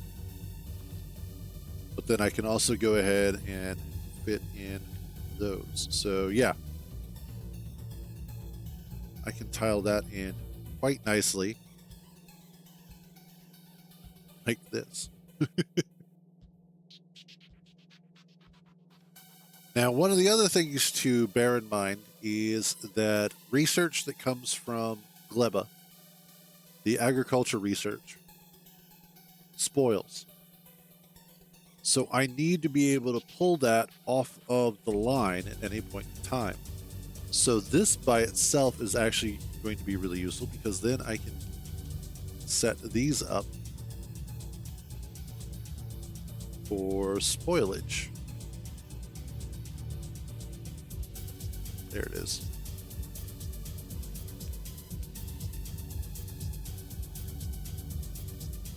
So then we just grab those like so.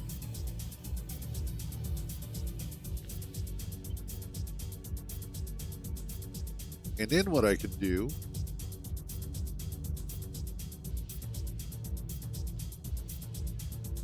so that I don't sit there and take up an inordinate amount of space is I can actually loop these back in on themselves. Like so.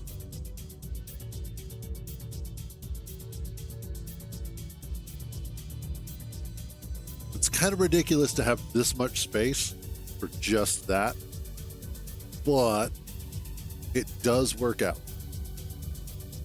So what I'm going to do is I'm going to delete these. Yeah, that's fine. We're going to move this to about here.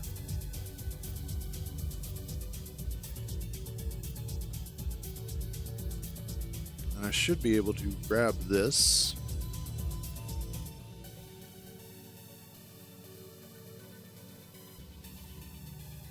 And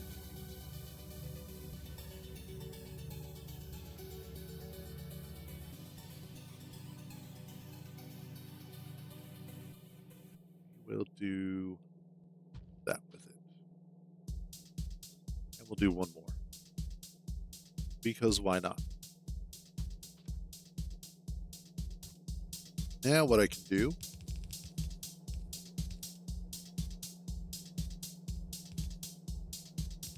bring this down and around. Now eventually, once we do unlock biolabs, this will change.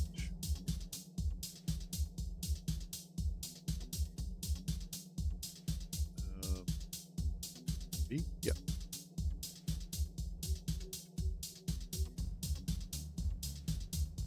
Oh, wait.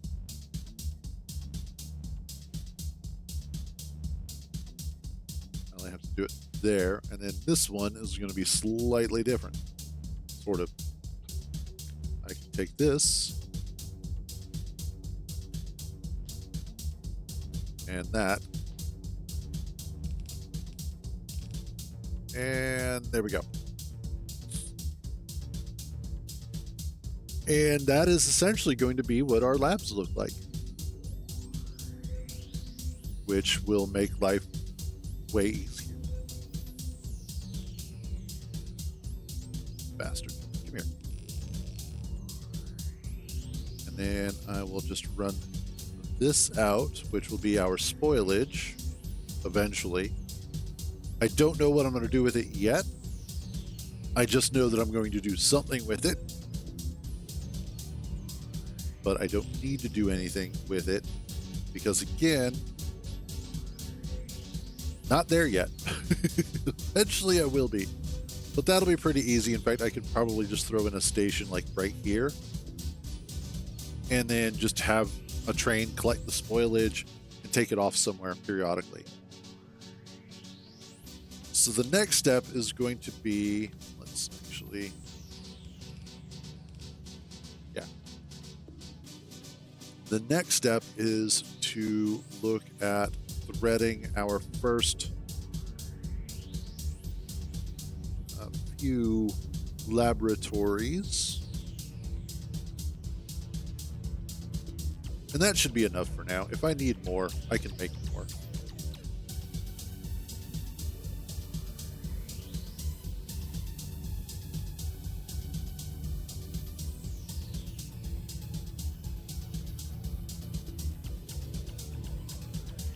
Oh no, that's interesting. No, that should be fun. Whoa, wait. Looking at this weird.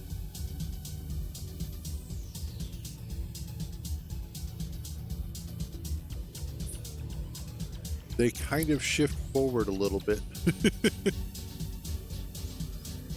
It's slowly slanting over, but that's okay. I'm not too concerned about that.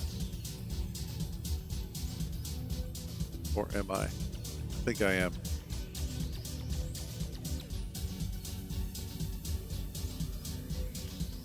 Let's take this and push it back by 1.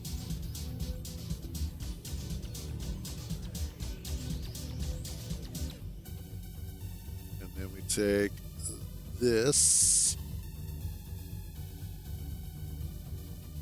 We push it back. Take this. Let me push it back. There we go. And that fixes everything. Okay, there we go. So now it's not trying to push itself slowly towards the left or to the west. It is, in fact, going to stay right there. So then, come in here, we grab our inline station.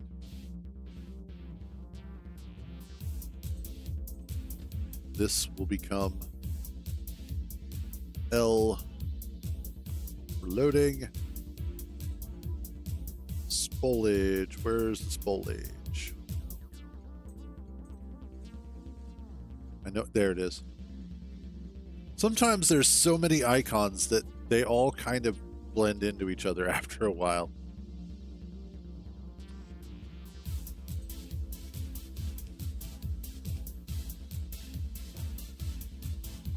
Grab those.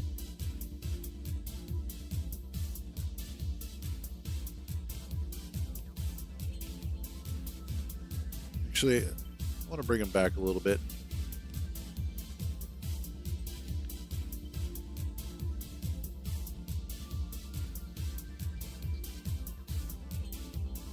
And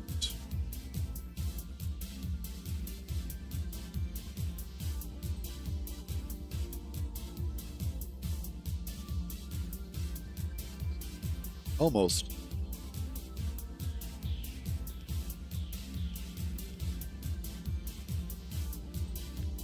There we go.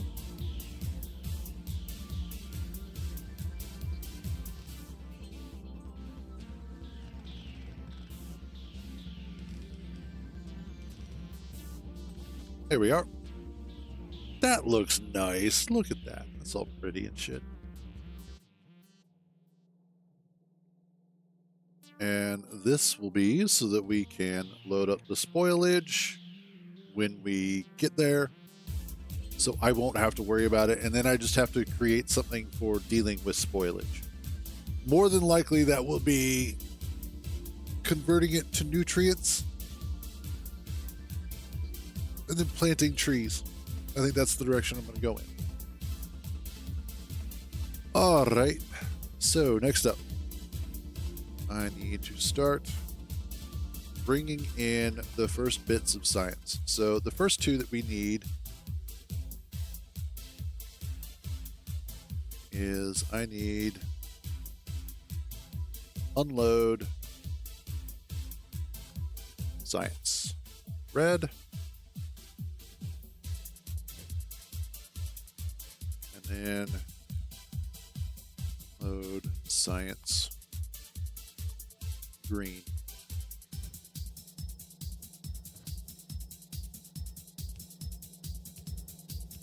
Oops.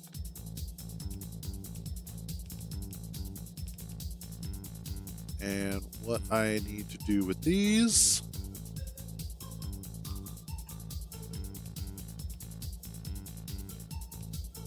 is basically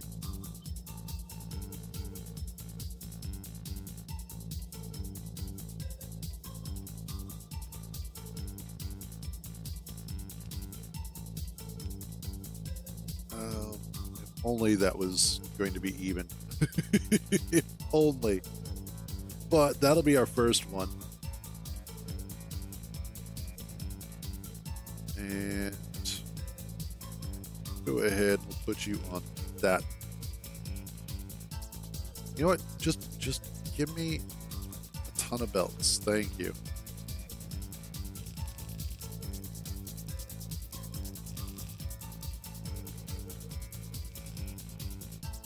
All right, that'll be the first set.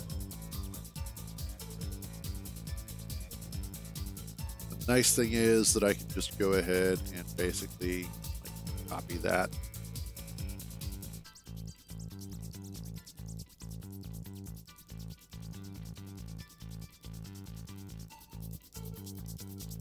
And I'll just have to do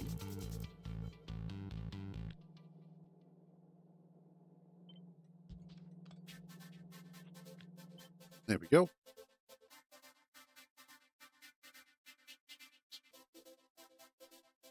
Oh yeah, that's going to cause a problem. All right, we'll have to adjust, deal with that. It's not much of a problem. It is just a problem.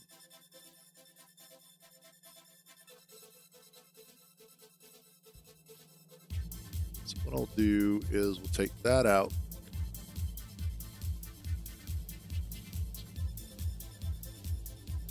And again,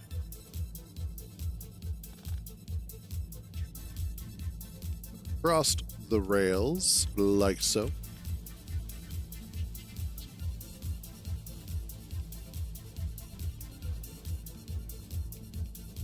There. Problem solved.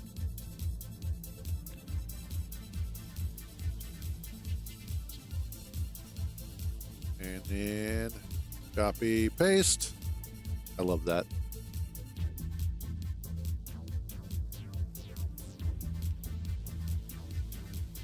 And the nice thing is it doesn't get in the way of anything else.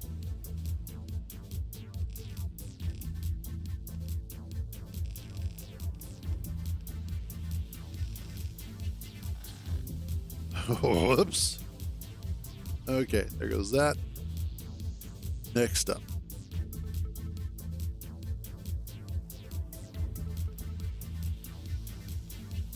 What I will do is bring this over. And these will be the military science, I do believe. Yep. And which one's next? Chemical science. Okay.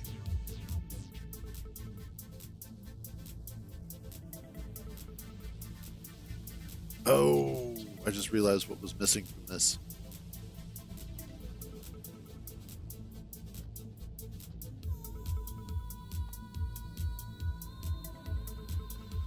That's okay. Easy fix.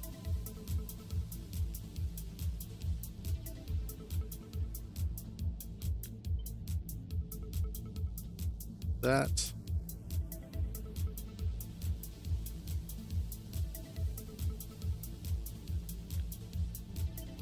This out here.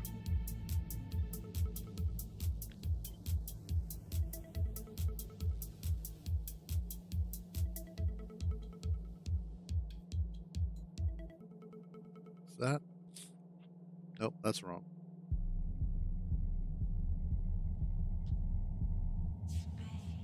That's correct. Derp.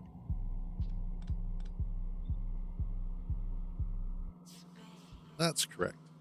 Because this is supposed to do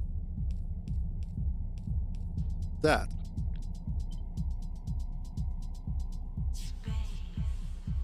No, it's not. Yeah, that one is. Yeah, that one is. This one.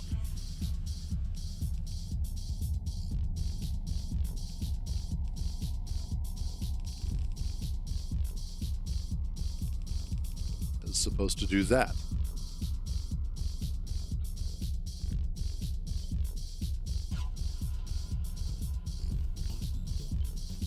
And there we go.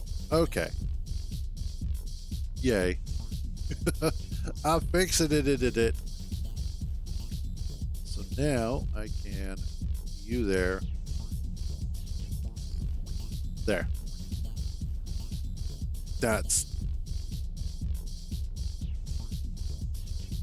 Not even remotely correct yet. Well, sort of.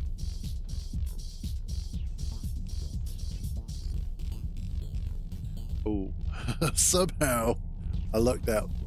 Okay.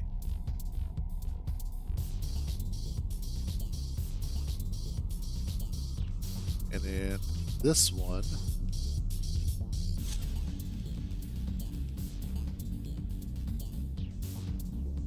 Why, yes, I will do this. Because that's going to look cool. There we go. That should be correct now. All right.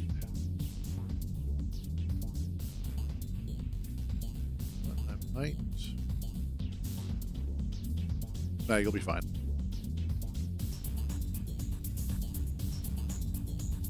All right, next up is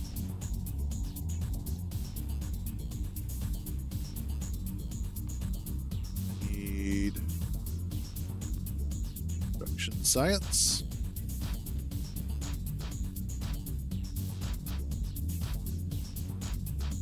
And I need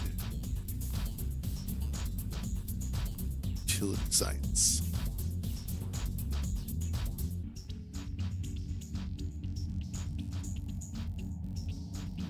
And I need that to be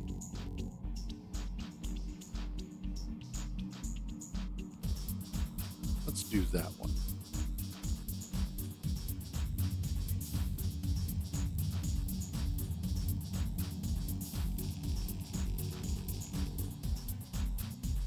Yeah, that'll work. Get rid of those. Excellent. So here's our 6 main ones, which awesome. Now what I'm thinking is that I will do this will be space science.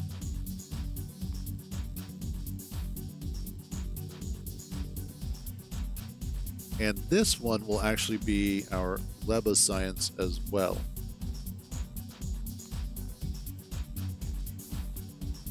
Agriculture, I should say.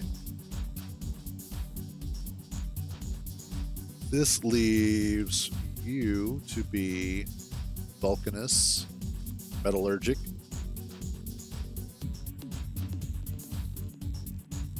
You are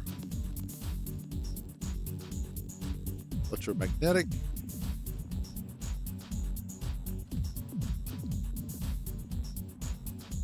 You are going to be Frigid as hell. Cryogenic. What I said. And you are Promethium. And that'll take care of all of our sciences to come in. So as I start importing them, I won't need to worry about this side of things, as it'll all already be set up.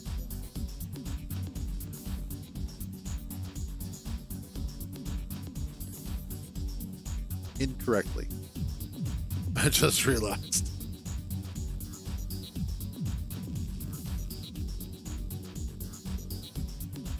That needs to be there.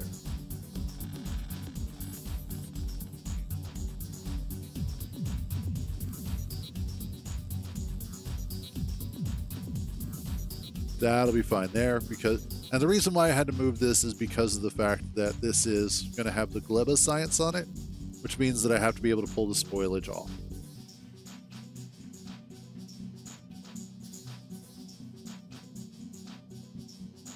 So that's the only reason. Okay, next up, I need to bring over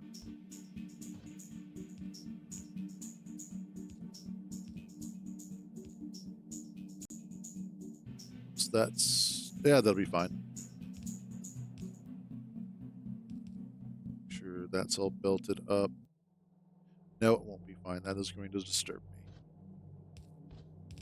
As well as others, and rightfully so.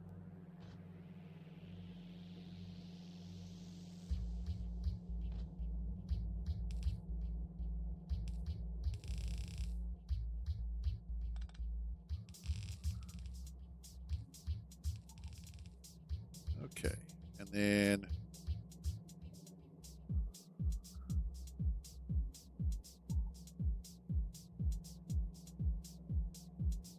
I have what? Just the one more? Yes, just the one more. Awesome.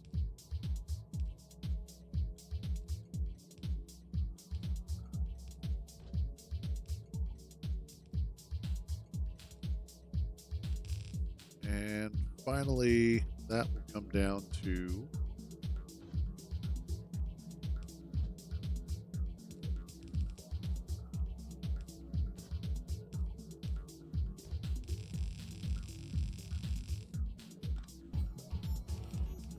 there we are.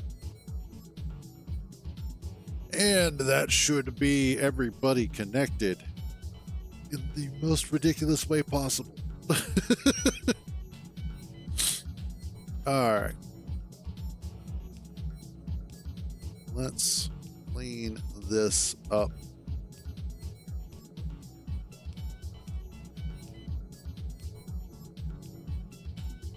The nice thing is the spoilage will still get onto all of the belts.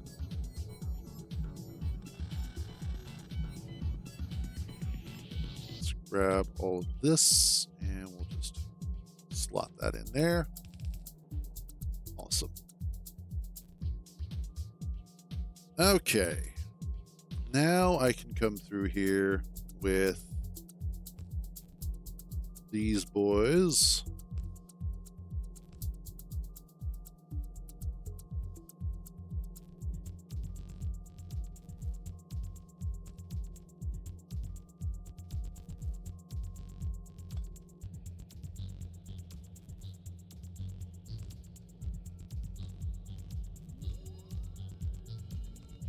There.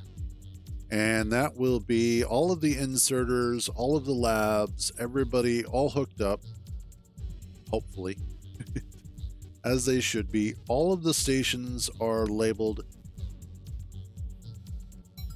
The only thing that I don't have set up yet is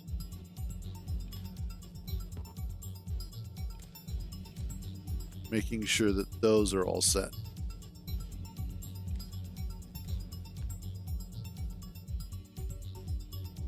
So that way, if I have too much, I can turn off the station, that sort of thing.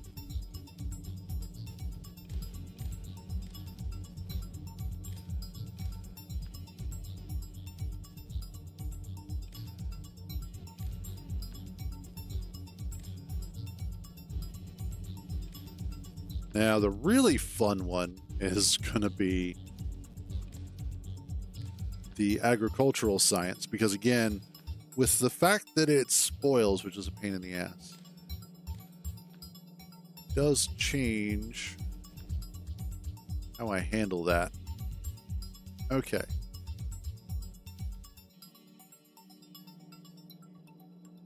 So each one of these is...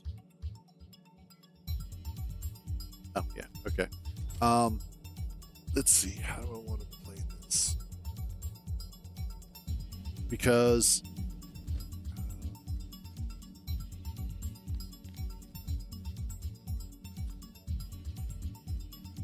less than 6,000. They stack up to 200. One of those is 48 stacks. 48 times 2 is 96.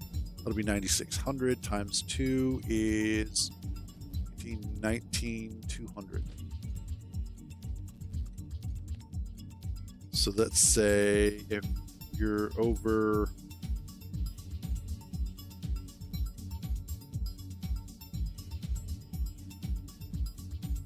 if you're under 15,000, because then a train should hold 8,000. Then I'll actually want you to be a little less than that. So we'll say 10,000.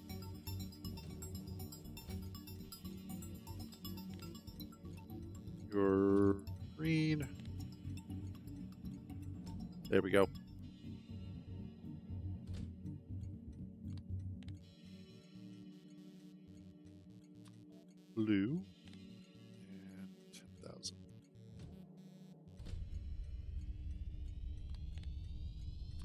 Military, 10,000. Harper.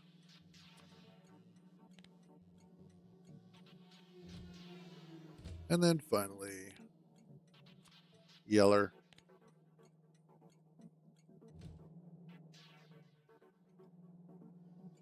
And this will ensure that, again, we don't run into problems with trains just sitting there. Although, in this particular case, because this is going to be a one-off situation, it's not that bad.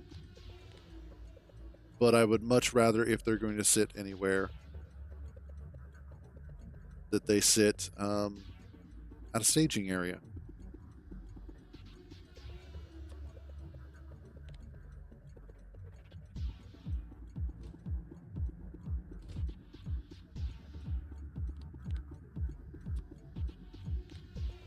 Now, with these other sciences, I don't believe it's ever going to be a problem because I don't think I'm going to be bringing in enough for it to be an issue.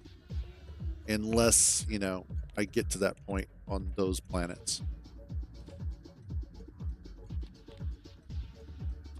But we'll see. Maybe. Now, as I mentioned earlier, this is one of those situations where I am most likely not going to finish this playthrough on stream with how next month is looking. As I mentioned, one of the things that I wanted to do was to get back to Space Engineers for a little while, stream that a bit, and kind of get back into the swing of things, primarily because of the fact that Space Engineers 2 is coming out next month into early access. So I'm really looking forward to that. So I wanted to kind of get back into the swing of things. And then I think that's going to be good. Again, there's all this unused space. What I might do, and especially because of the fact that I'm going to have a lot of unused space here, is that at some point in time, go ahead and put in a nutrient factory over here so that what I can do is use the nutrients for making seedlings and for fish factories to make more nutrients. And then I can use that for tree planting here on Novus. But let's grab... Oh, wait. I did. Okay. Everybody's all buttoned up, I hope.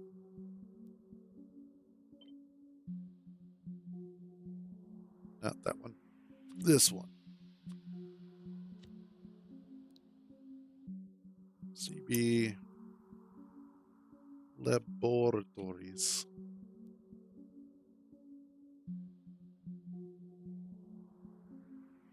How the hell do you spell laboratory anyway?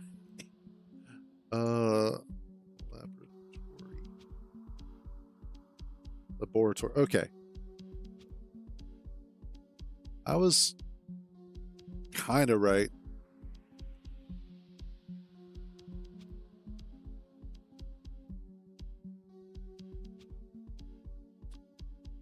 And then building, and then labs. Let's see.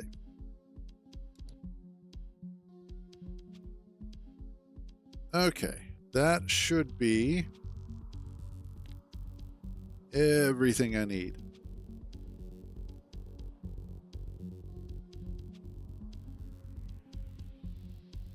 And it's going to go right in here.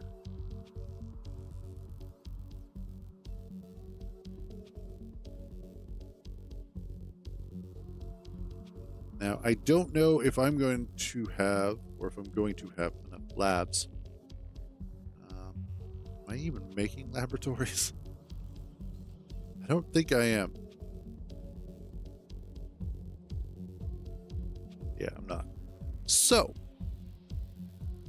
what that means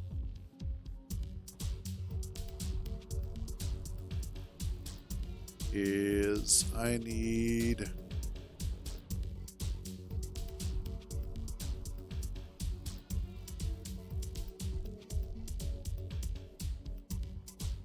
a station down here.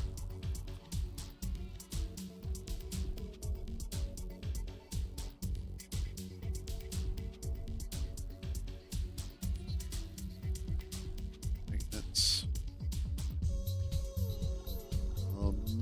Call you oil.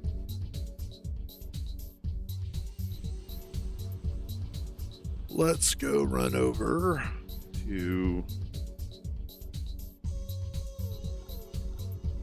maintenance robo, because what I need to do is disassemble my old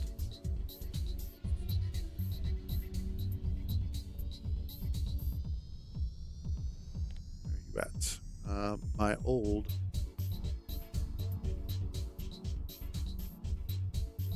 there it is,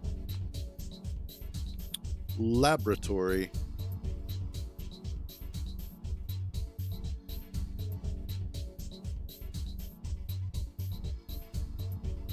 Come here.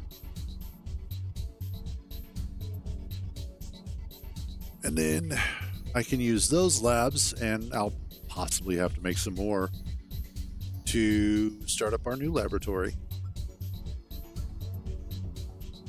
And then, yay, we shall be able to research again.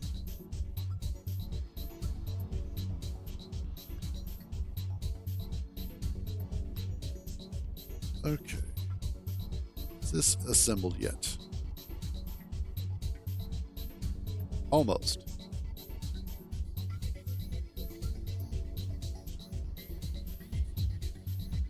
Just waiting on... Wait a minute.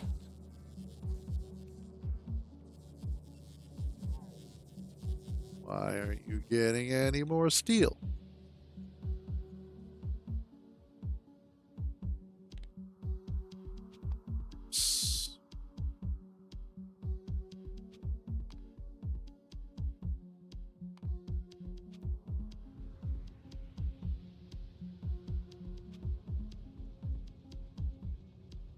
Oh, because you just aren't getting more steel. It's taking forever to actually make. Okay.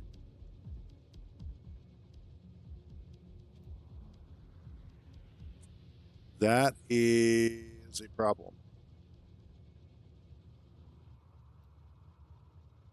I need more steel production.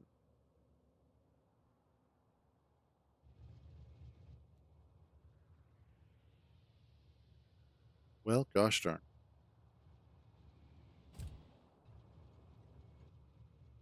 What we'll do then is just... Where'd it go? Just go there.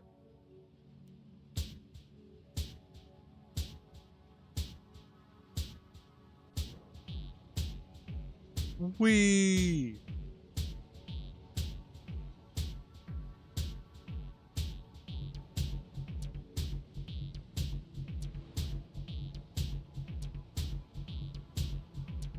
And then we hit the roundabout. The wrongabouts. Get turned off. There we go. And that saves me some time and effort and whatnot.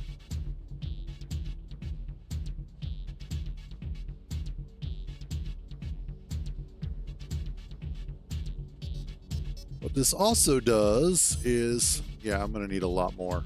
I'm going to need a lot more labs.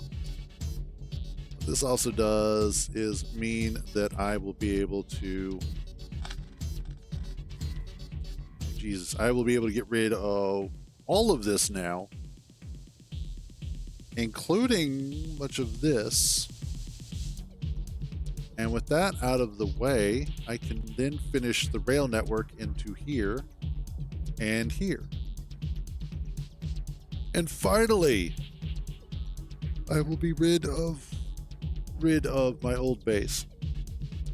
Oh God. Okay. I am going to take a short break. Let's get rid of these guys.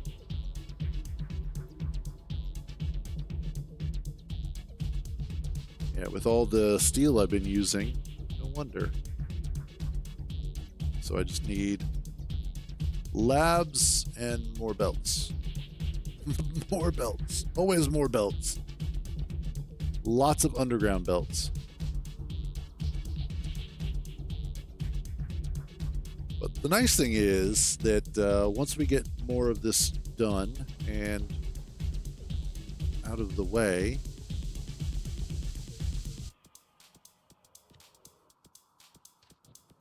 I think for now what I'll do is I'll use a naked blueprint.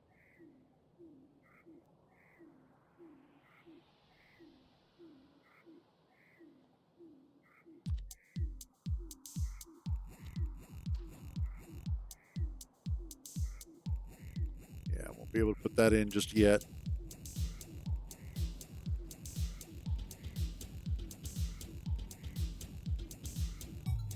God, there's going to be so much stuff here that I've got to break apart. So much stuff I'm going to be picking up too.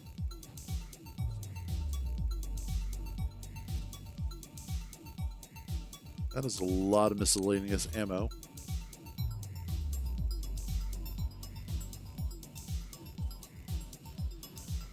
Okay.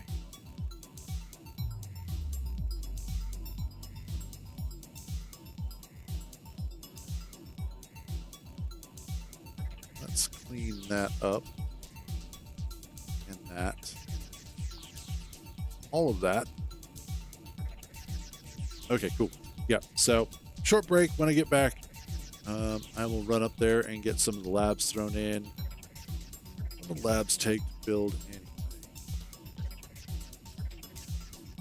Iron gear wheel, electronic circuit, and transport belt. Really isn't that bad, honestly. 40 labs. I have 22 on hand, so I can get half of them done.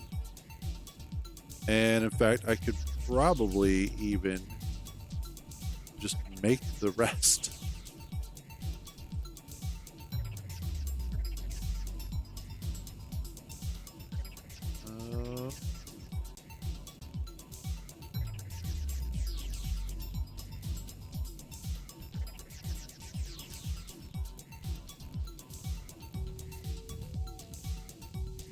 I can make 4 more with the well, it's because I don't have more electronic circuits.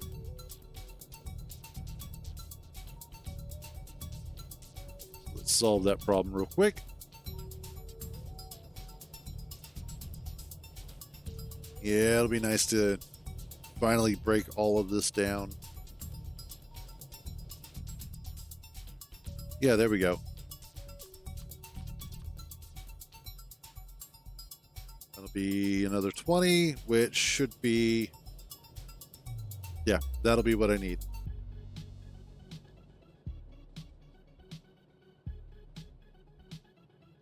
So let's, I know, I keep saying, I'm going to go take a break. I'm going to, and then I'm not taking a break.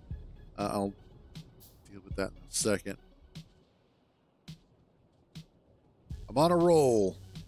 Not ready to stop. Oh, goody. Okay, let's also add maintenance old oil. And then there's one more that I need to add.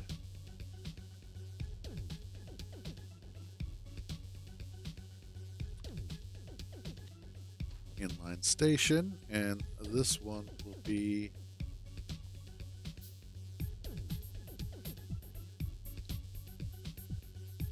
maintenance science.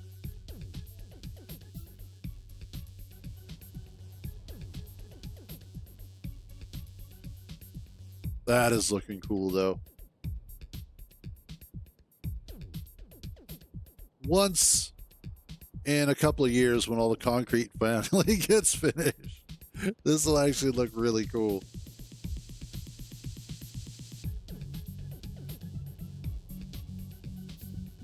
Now, currently, I don't have any trains that are coming in to pick up the science from where they're being manufactured. So that'll be the next step.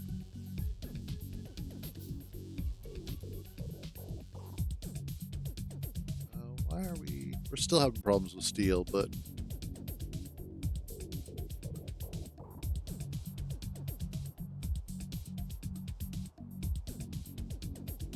Part of it is also... Plenty there. Oh, good. That's all filled up. All full up.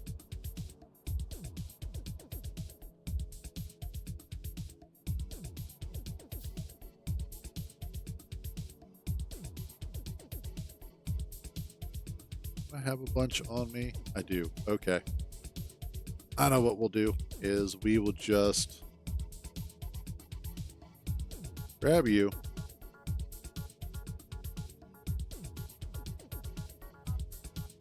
And we'll just come over here. Myself like a minute.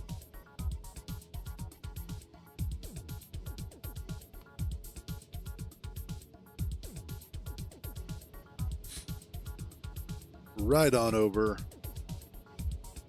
And then the next step is going to be adding in the...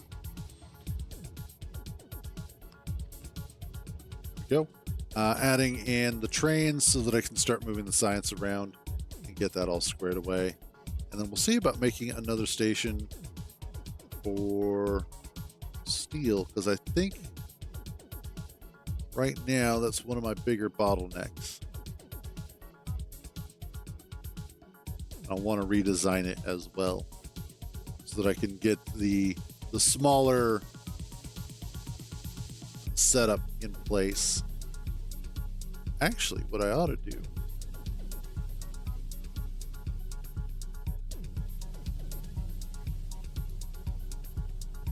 is repurpose these guys for steel.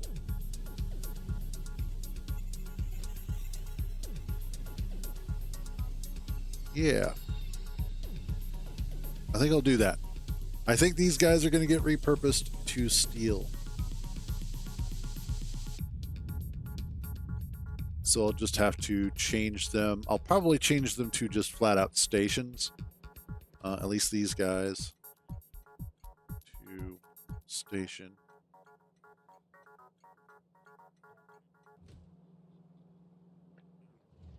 So that trains stop unloading at them.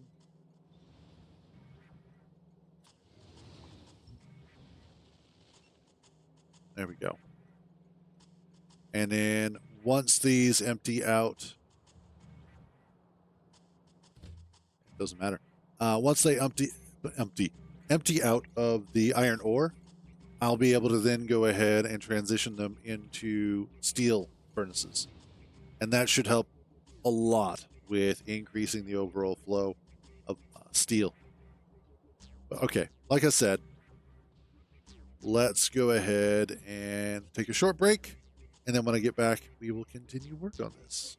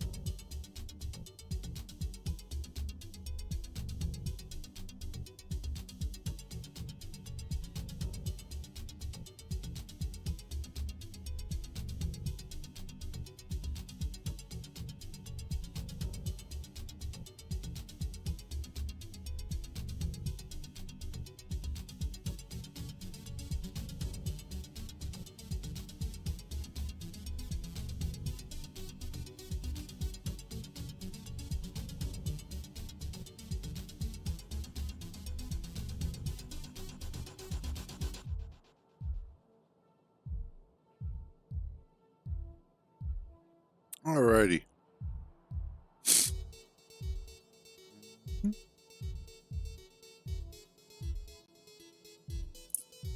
Ah, God, that was good.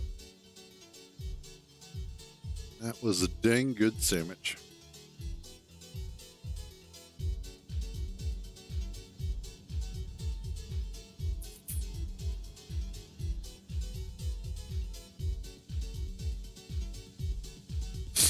Okay.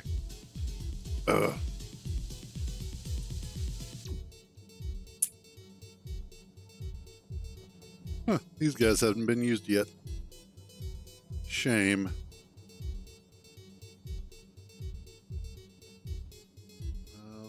Oh, yeah, that was the other thing I needed to do.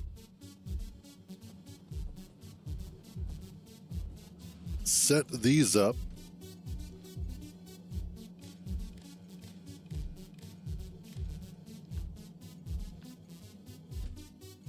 So that if you're full, say 8,000 across all of them.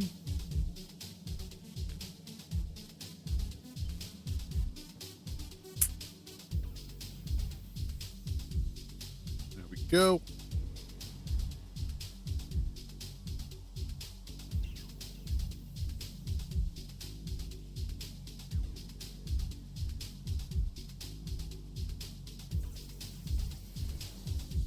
Yeah, okay. Had to make sure that that was going to work. And it is. Awesome.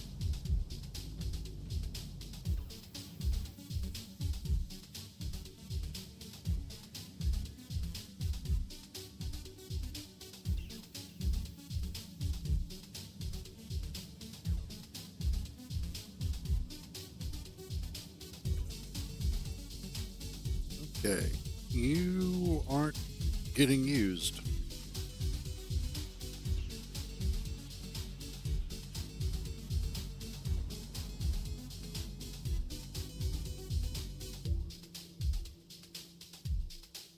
I need to figure out why.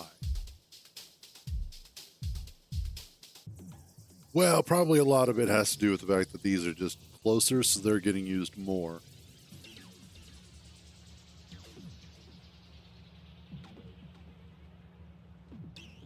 Oh, goody. And this is awesome. So I'll have to go through and repurpose all of these.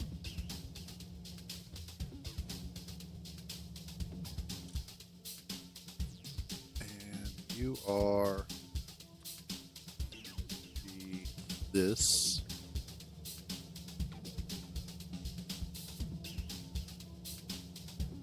Eventually.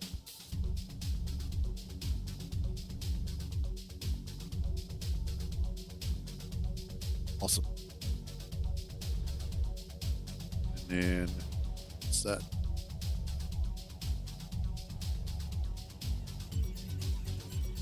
Oh, and you guys still have some steel in you. Nice.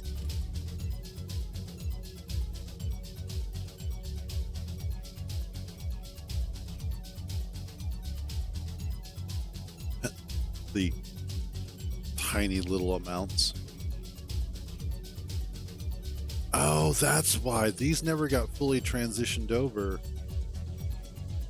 Oh, that explains so much. I always wondered why this one wasn't being utilized compared to the others. And it's because I didn't get all of the iron plates out of it that I was supposed to.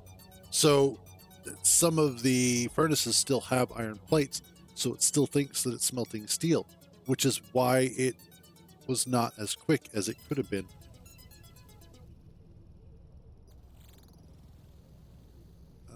Where's my maintenance train? It's down here.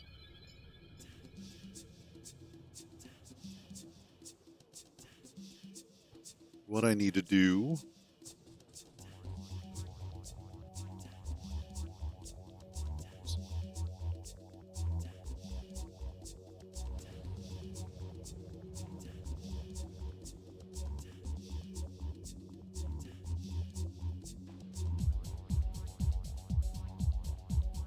set.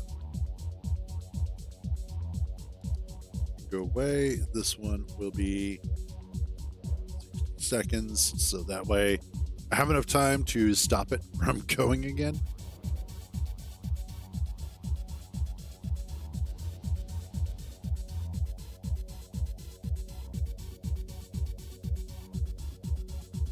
Hell, I've reached a point where the rails in this city are some of the longest rails that I've ever made.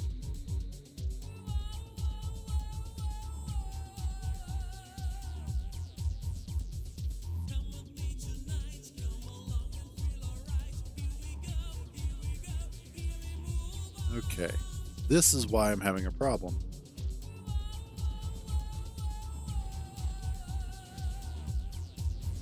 Now, granted, this is all going to go back to steel anyway, so it doesn't rightly matter.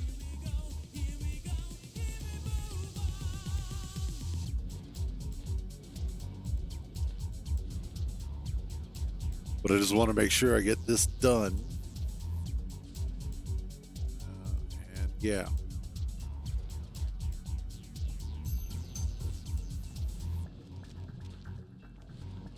That's why I was having problems.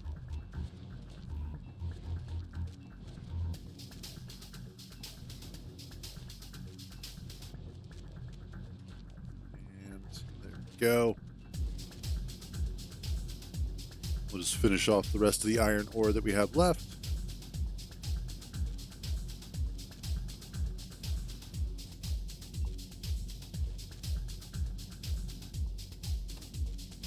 Okay, good.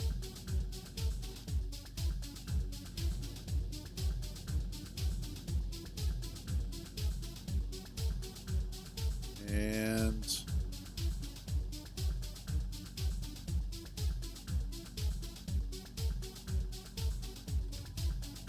this will get turned into load steel.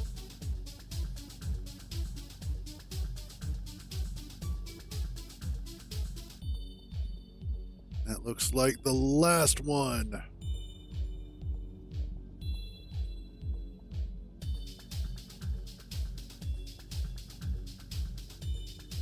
And there we go. That's all she wrote for that station. Get out of here.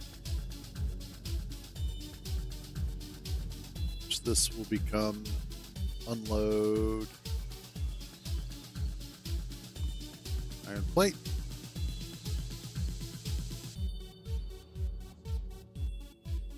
Go to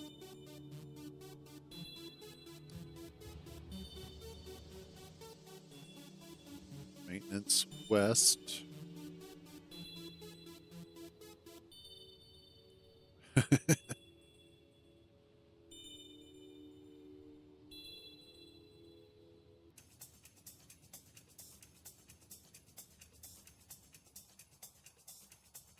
All right. Awesome. So now this gets changed to steel.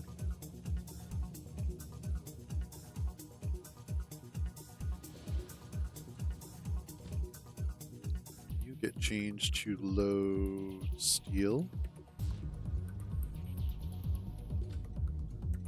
You get unload. And get out of here. And house.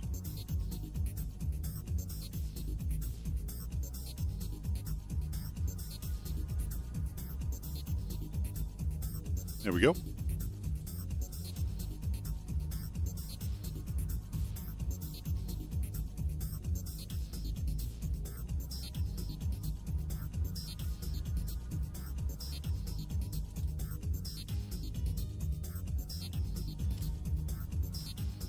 See.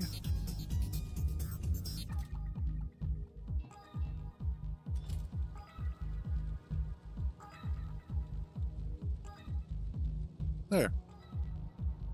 That works. That works. Okay. And you are in the same boat. You are load steel, and then you are unload. There. And we are now all set up.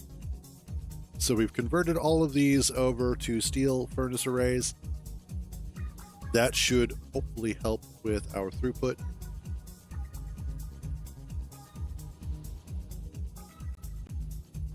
And just making sure that we have enough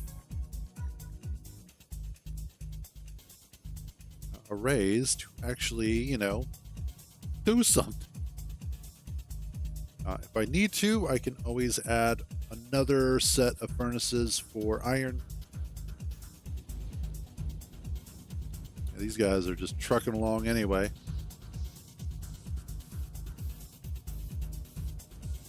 But there we go. Okay, so also let's see. I needed to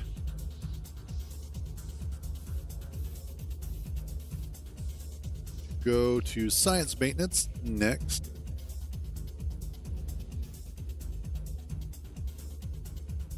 We'll just run over here to my maintenance train and hop on. Man, that sandwich was good.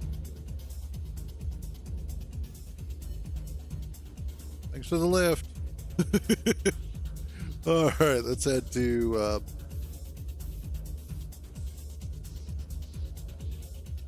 that station. I'm past. That's a lot.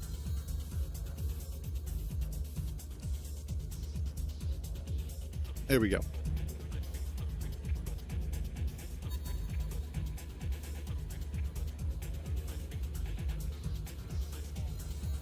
Beautiful.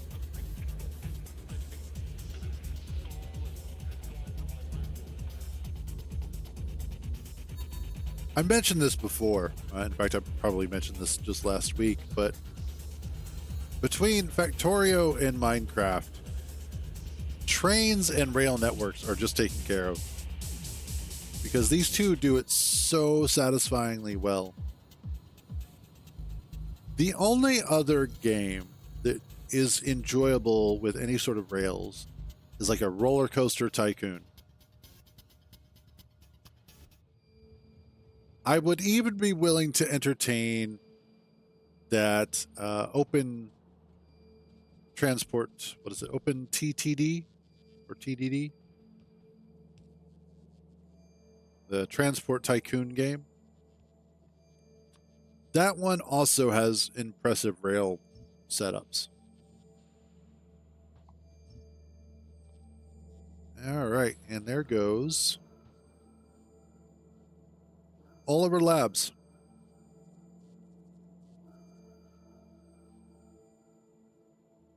So,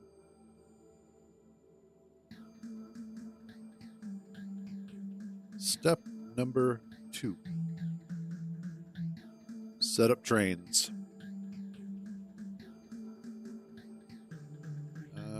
Where's my... There it is.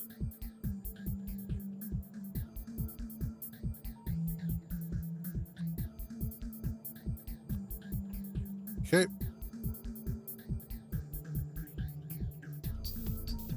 Gonna get our first train set up here.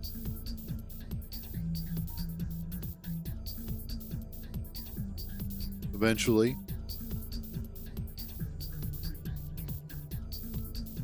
There it goes. All right, you are standard red. I am actually going to go ahead and just use the icons for these.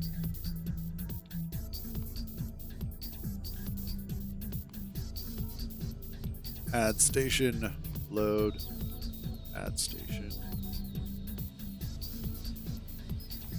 unload. Go.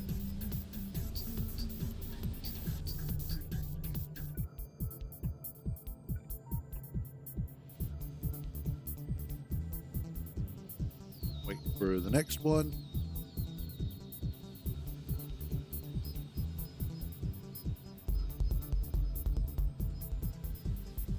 Let's see, how are we doing on...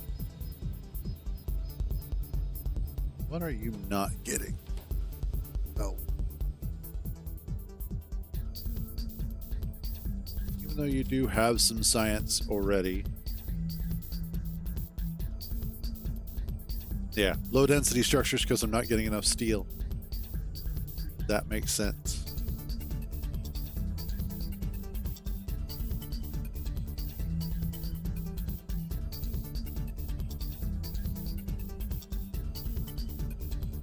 Okay.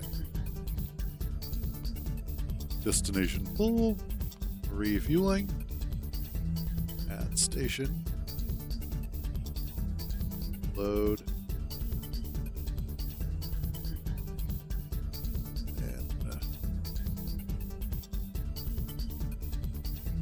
Oops. Oh shit. I just realized something.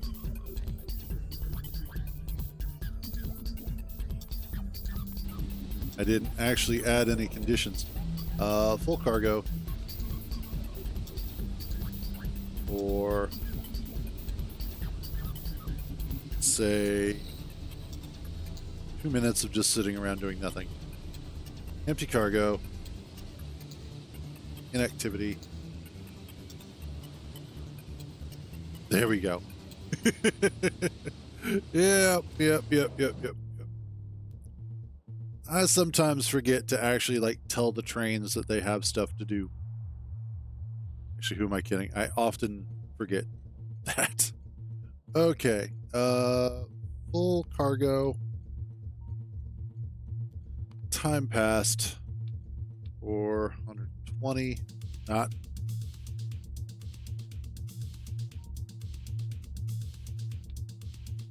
Empty cargo. Inactivity. Okay. That should help.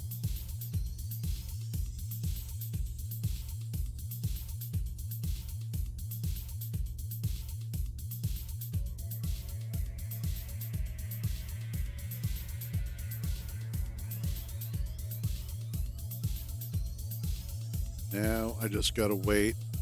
Let's see, you are loading the science. Awesome.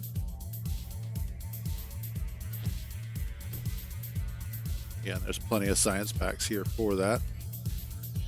Awesome.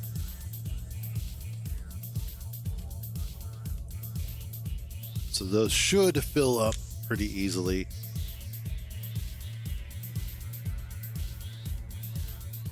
And then the same with military science and blue. And then purple is getting practically nothing. But why is...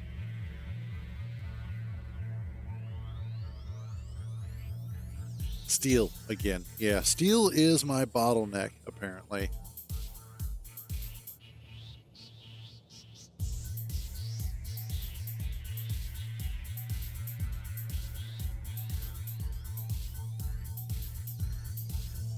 So once I'm able to get more steel in here, I think that'll be a lot better overall. What might not be a bad idea is to set up another furnace array for iron.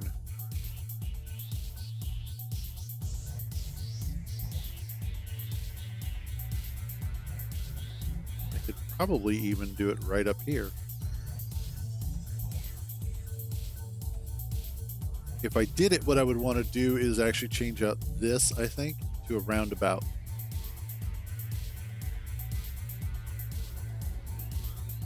Yeah, I would probably change that to the wrong about, as we call it.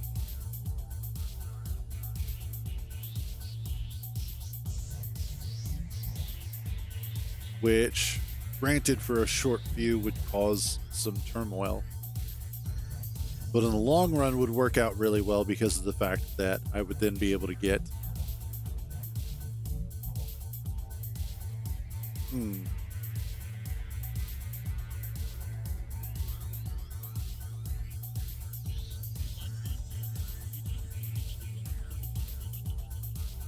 think I need to make an adjustment to my blueprint.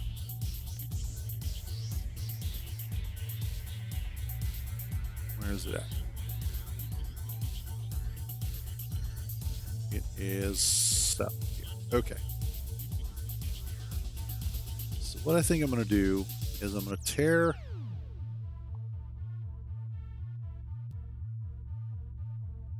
this out.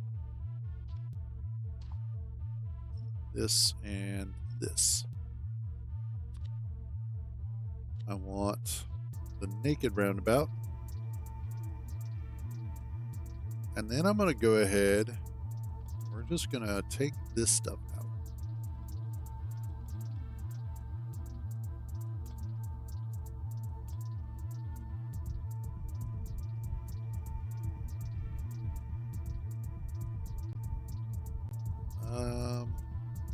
Yeah, I'll leave that.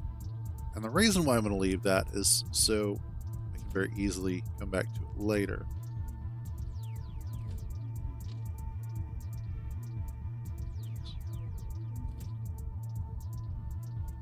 There.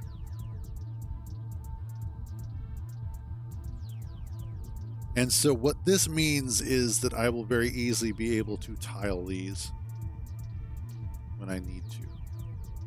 Take this out. And then I will grab this.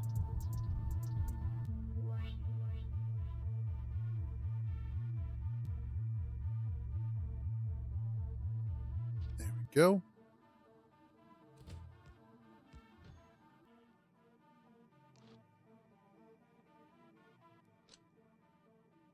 Clean these up. Okay.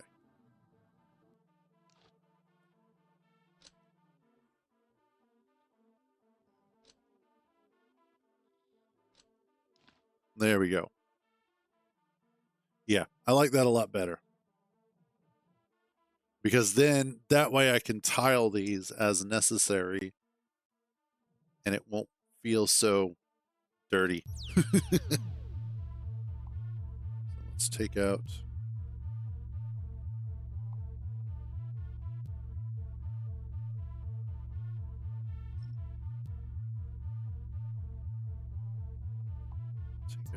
up to here, I think.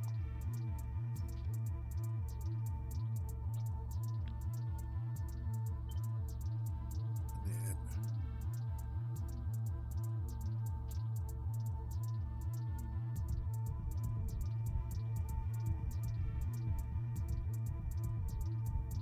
that one there. That'll be good. Okay. And then finally,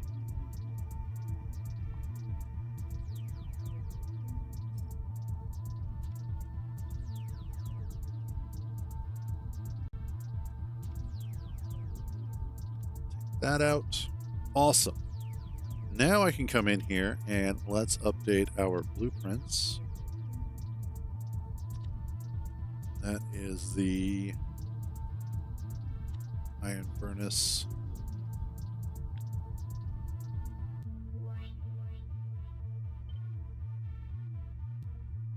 Save blueprint. And then this is the copper furnace.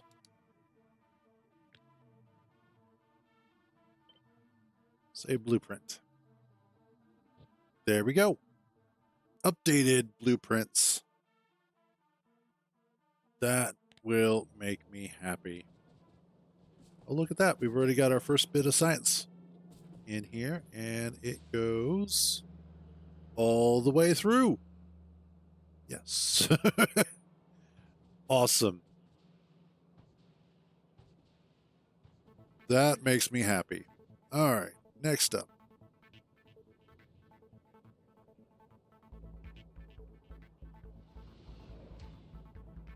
We are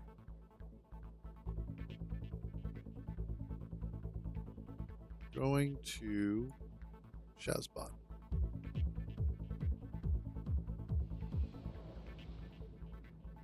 I've got it. So it won't matter.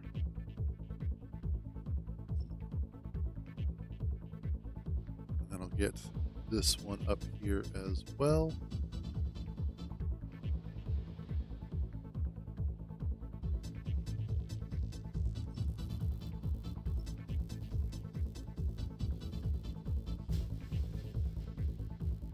And in that way, I can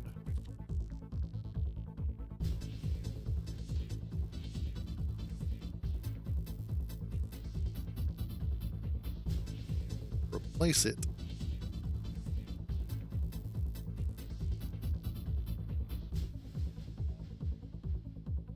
And of course, it's going to take a few because, oh, shoot.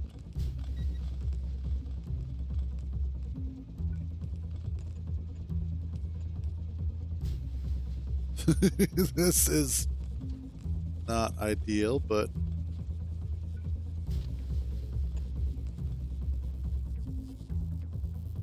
we'll get it.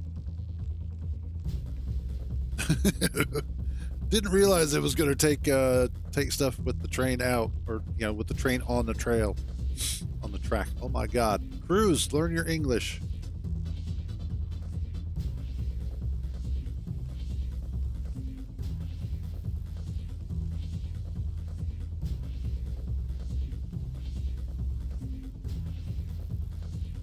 Yeah, because that is a full train.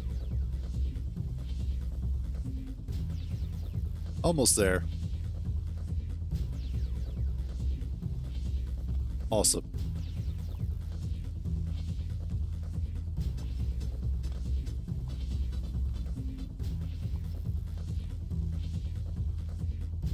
Excellent. How about down here? We're good.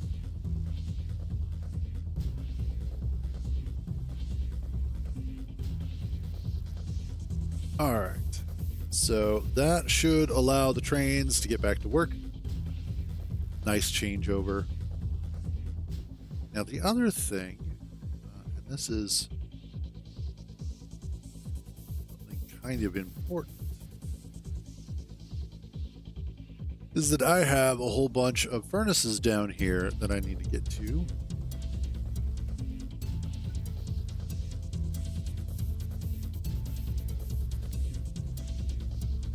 I am not currently connected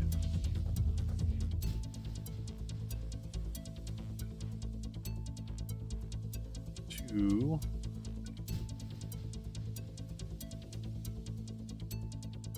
the robo network down here, so I need to fix that.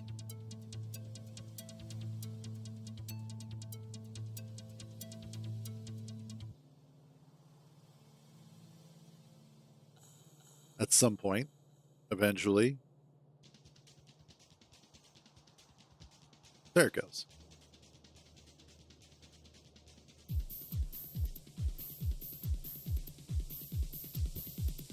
And there we are. Okay.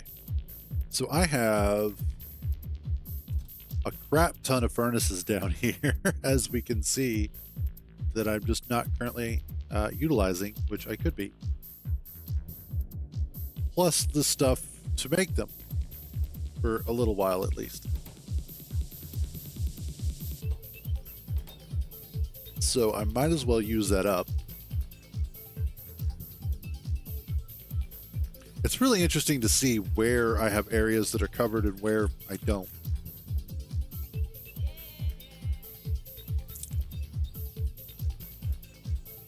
But let's go ahead.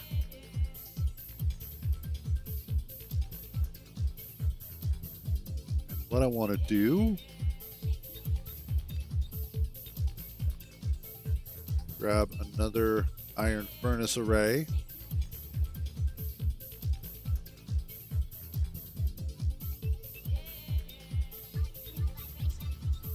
And there we go.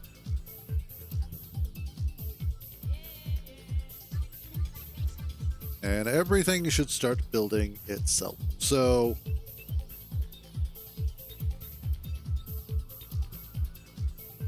that takes care of those. Next up, I need... Here it is.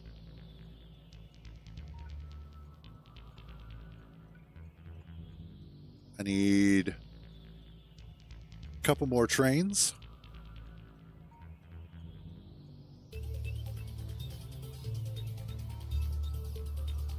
Hopefully. Obviously, with all my construction bots busy with other stuff.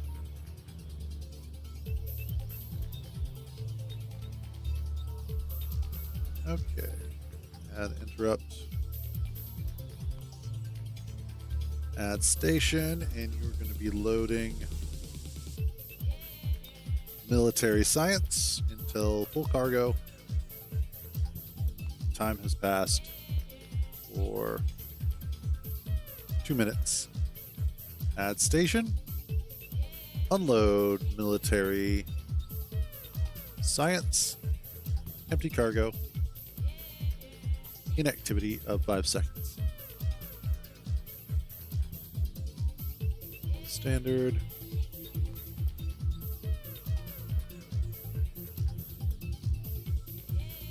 And go.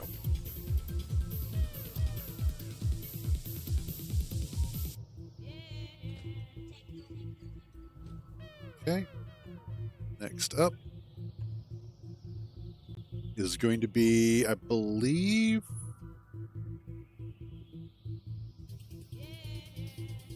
that is the blue science.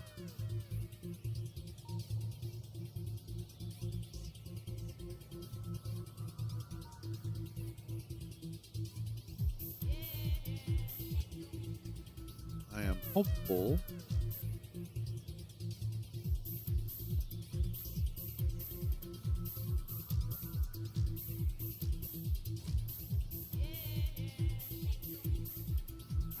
go. Add interrupt. Add station. Or load. Full cargo. Time passed. 120. And unload. Empty cargo. Inactivity. Go.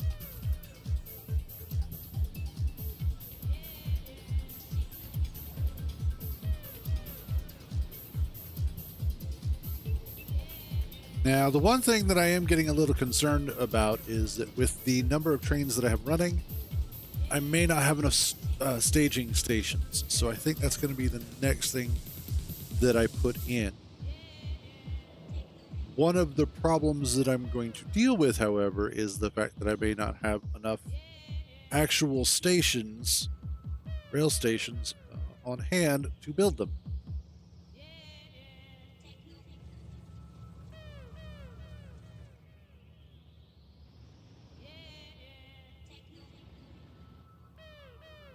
But that is awesome. Now I just need the last two.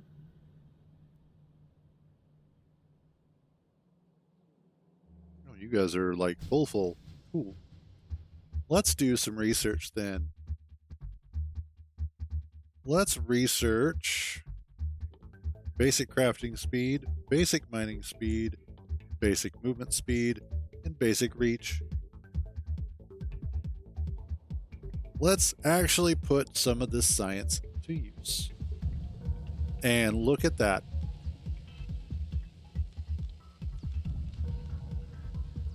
We are researching.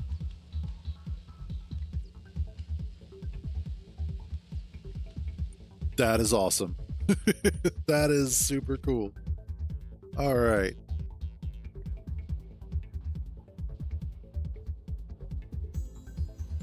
And there goes our military science. Just waiting on the... What was that? Which one is that again? Chemical science.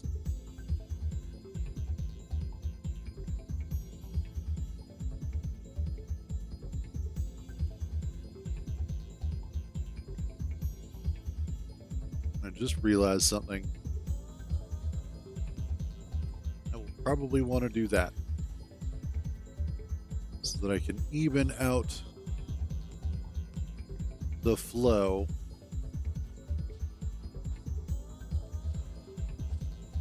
Because otherwise, these guys are going to have terrible flow rates.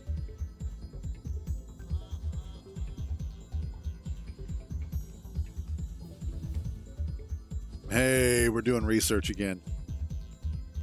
What is our research speed currently? Let's see, 117.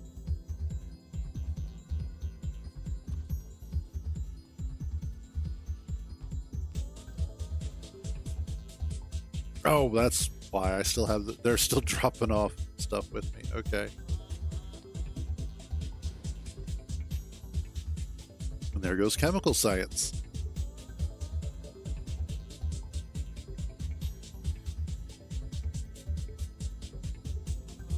Again, a thing of beauty. When it's all working the way that it's supposed to, it is truly amazing.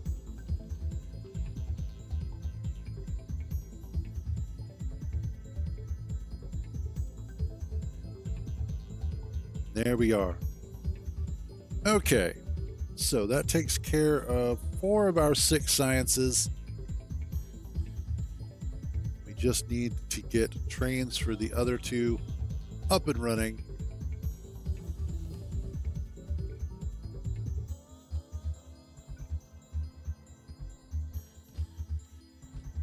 And then once that is done, how are we doing over here? Still working on it.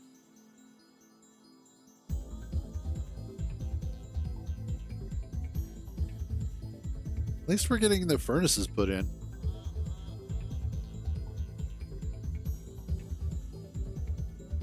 Yep. Okay. You're going to be standard. Let's see, purple. Purple.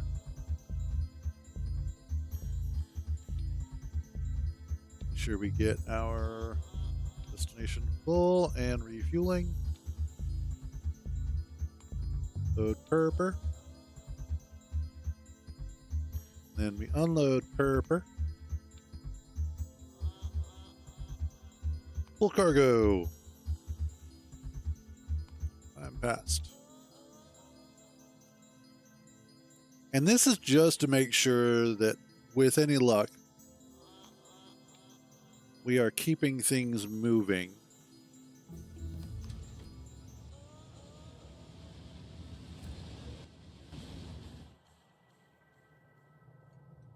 And just making sure that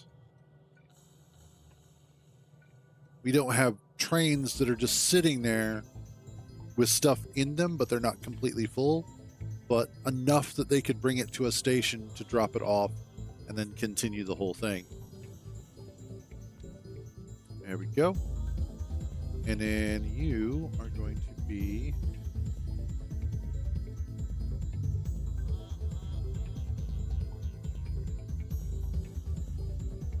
oh, I've got some unassigned ones. I think you're going to be standard yellow. Yeah.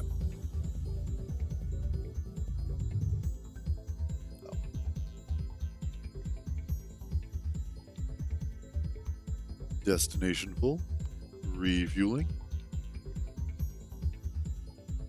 Load yeller.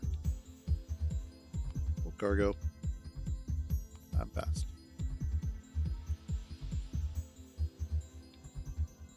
And then unload yeller.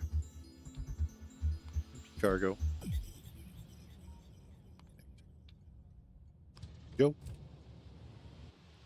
And there we are. That is all 6 science trains that we need right now that are up and running. Awesome. That was all of the basic research that we had started is now done. That was nice. That was good. A good test of our science setup. Now, obviously, we're waiting for the rest to come in. It'll be on this line here.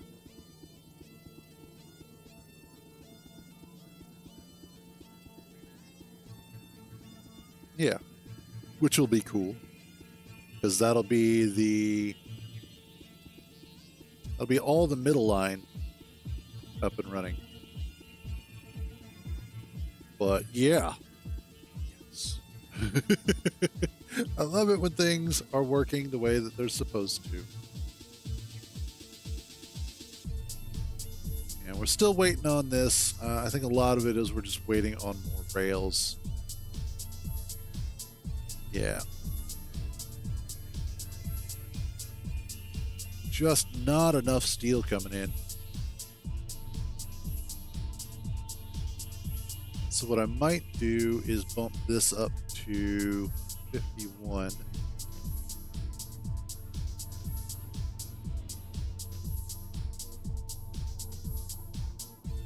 And that way we can get more steel coming through here, because that's only going to take up 3 trains. That's not a huge deal.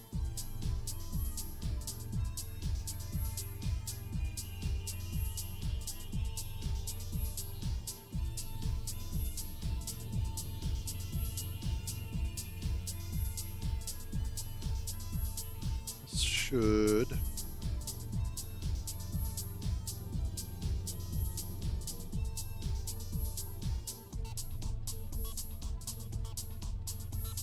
okay. Everybody should be happy here.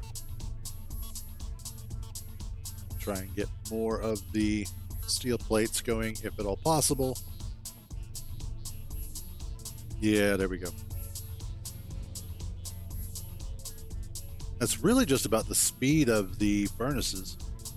The steel plates, they're just so slow. Oh. Oh? Who's out of power?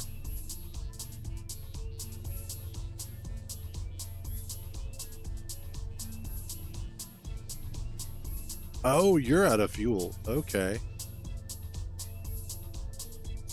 Why are you out of fuel?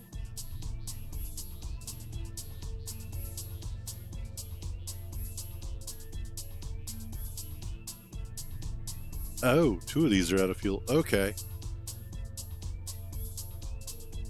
So we got us a little dilemma. And specifically, our dilemma is that don't have enough power. Oh, and this one is empty. Okay, cool.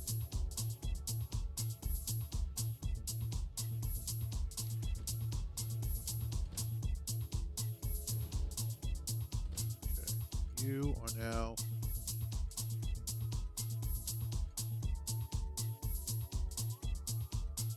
station.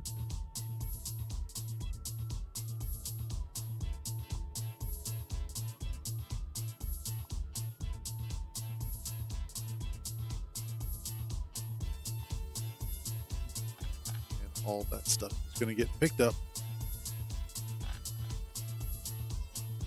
Awesome. So the problem that I'm running into is that I currently do not have enough fuel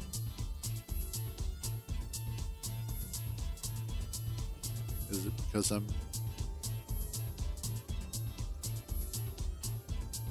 kind of low on that, but not really? Kinda. I need more. That's basically what I'm running into. Okay. So it looks like I'm just going to have to add more refining. That's fine.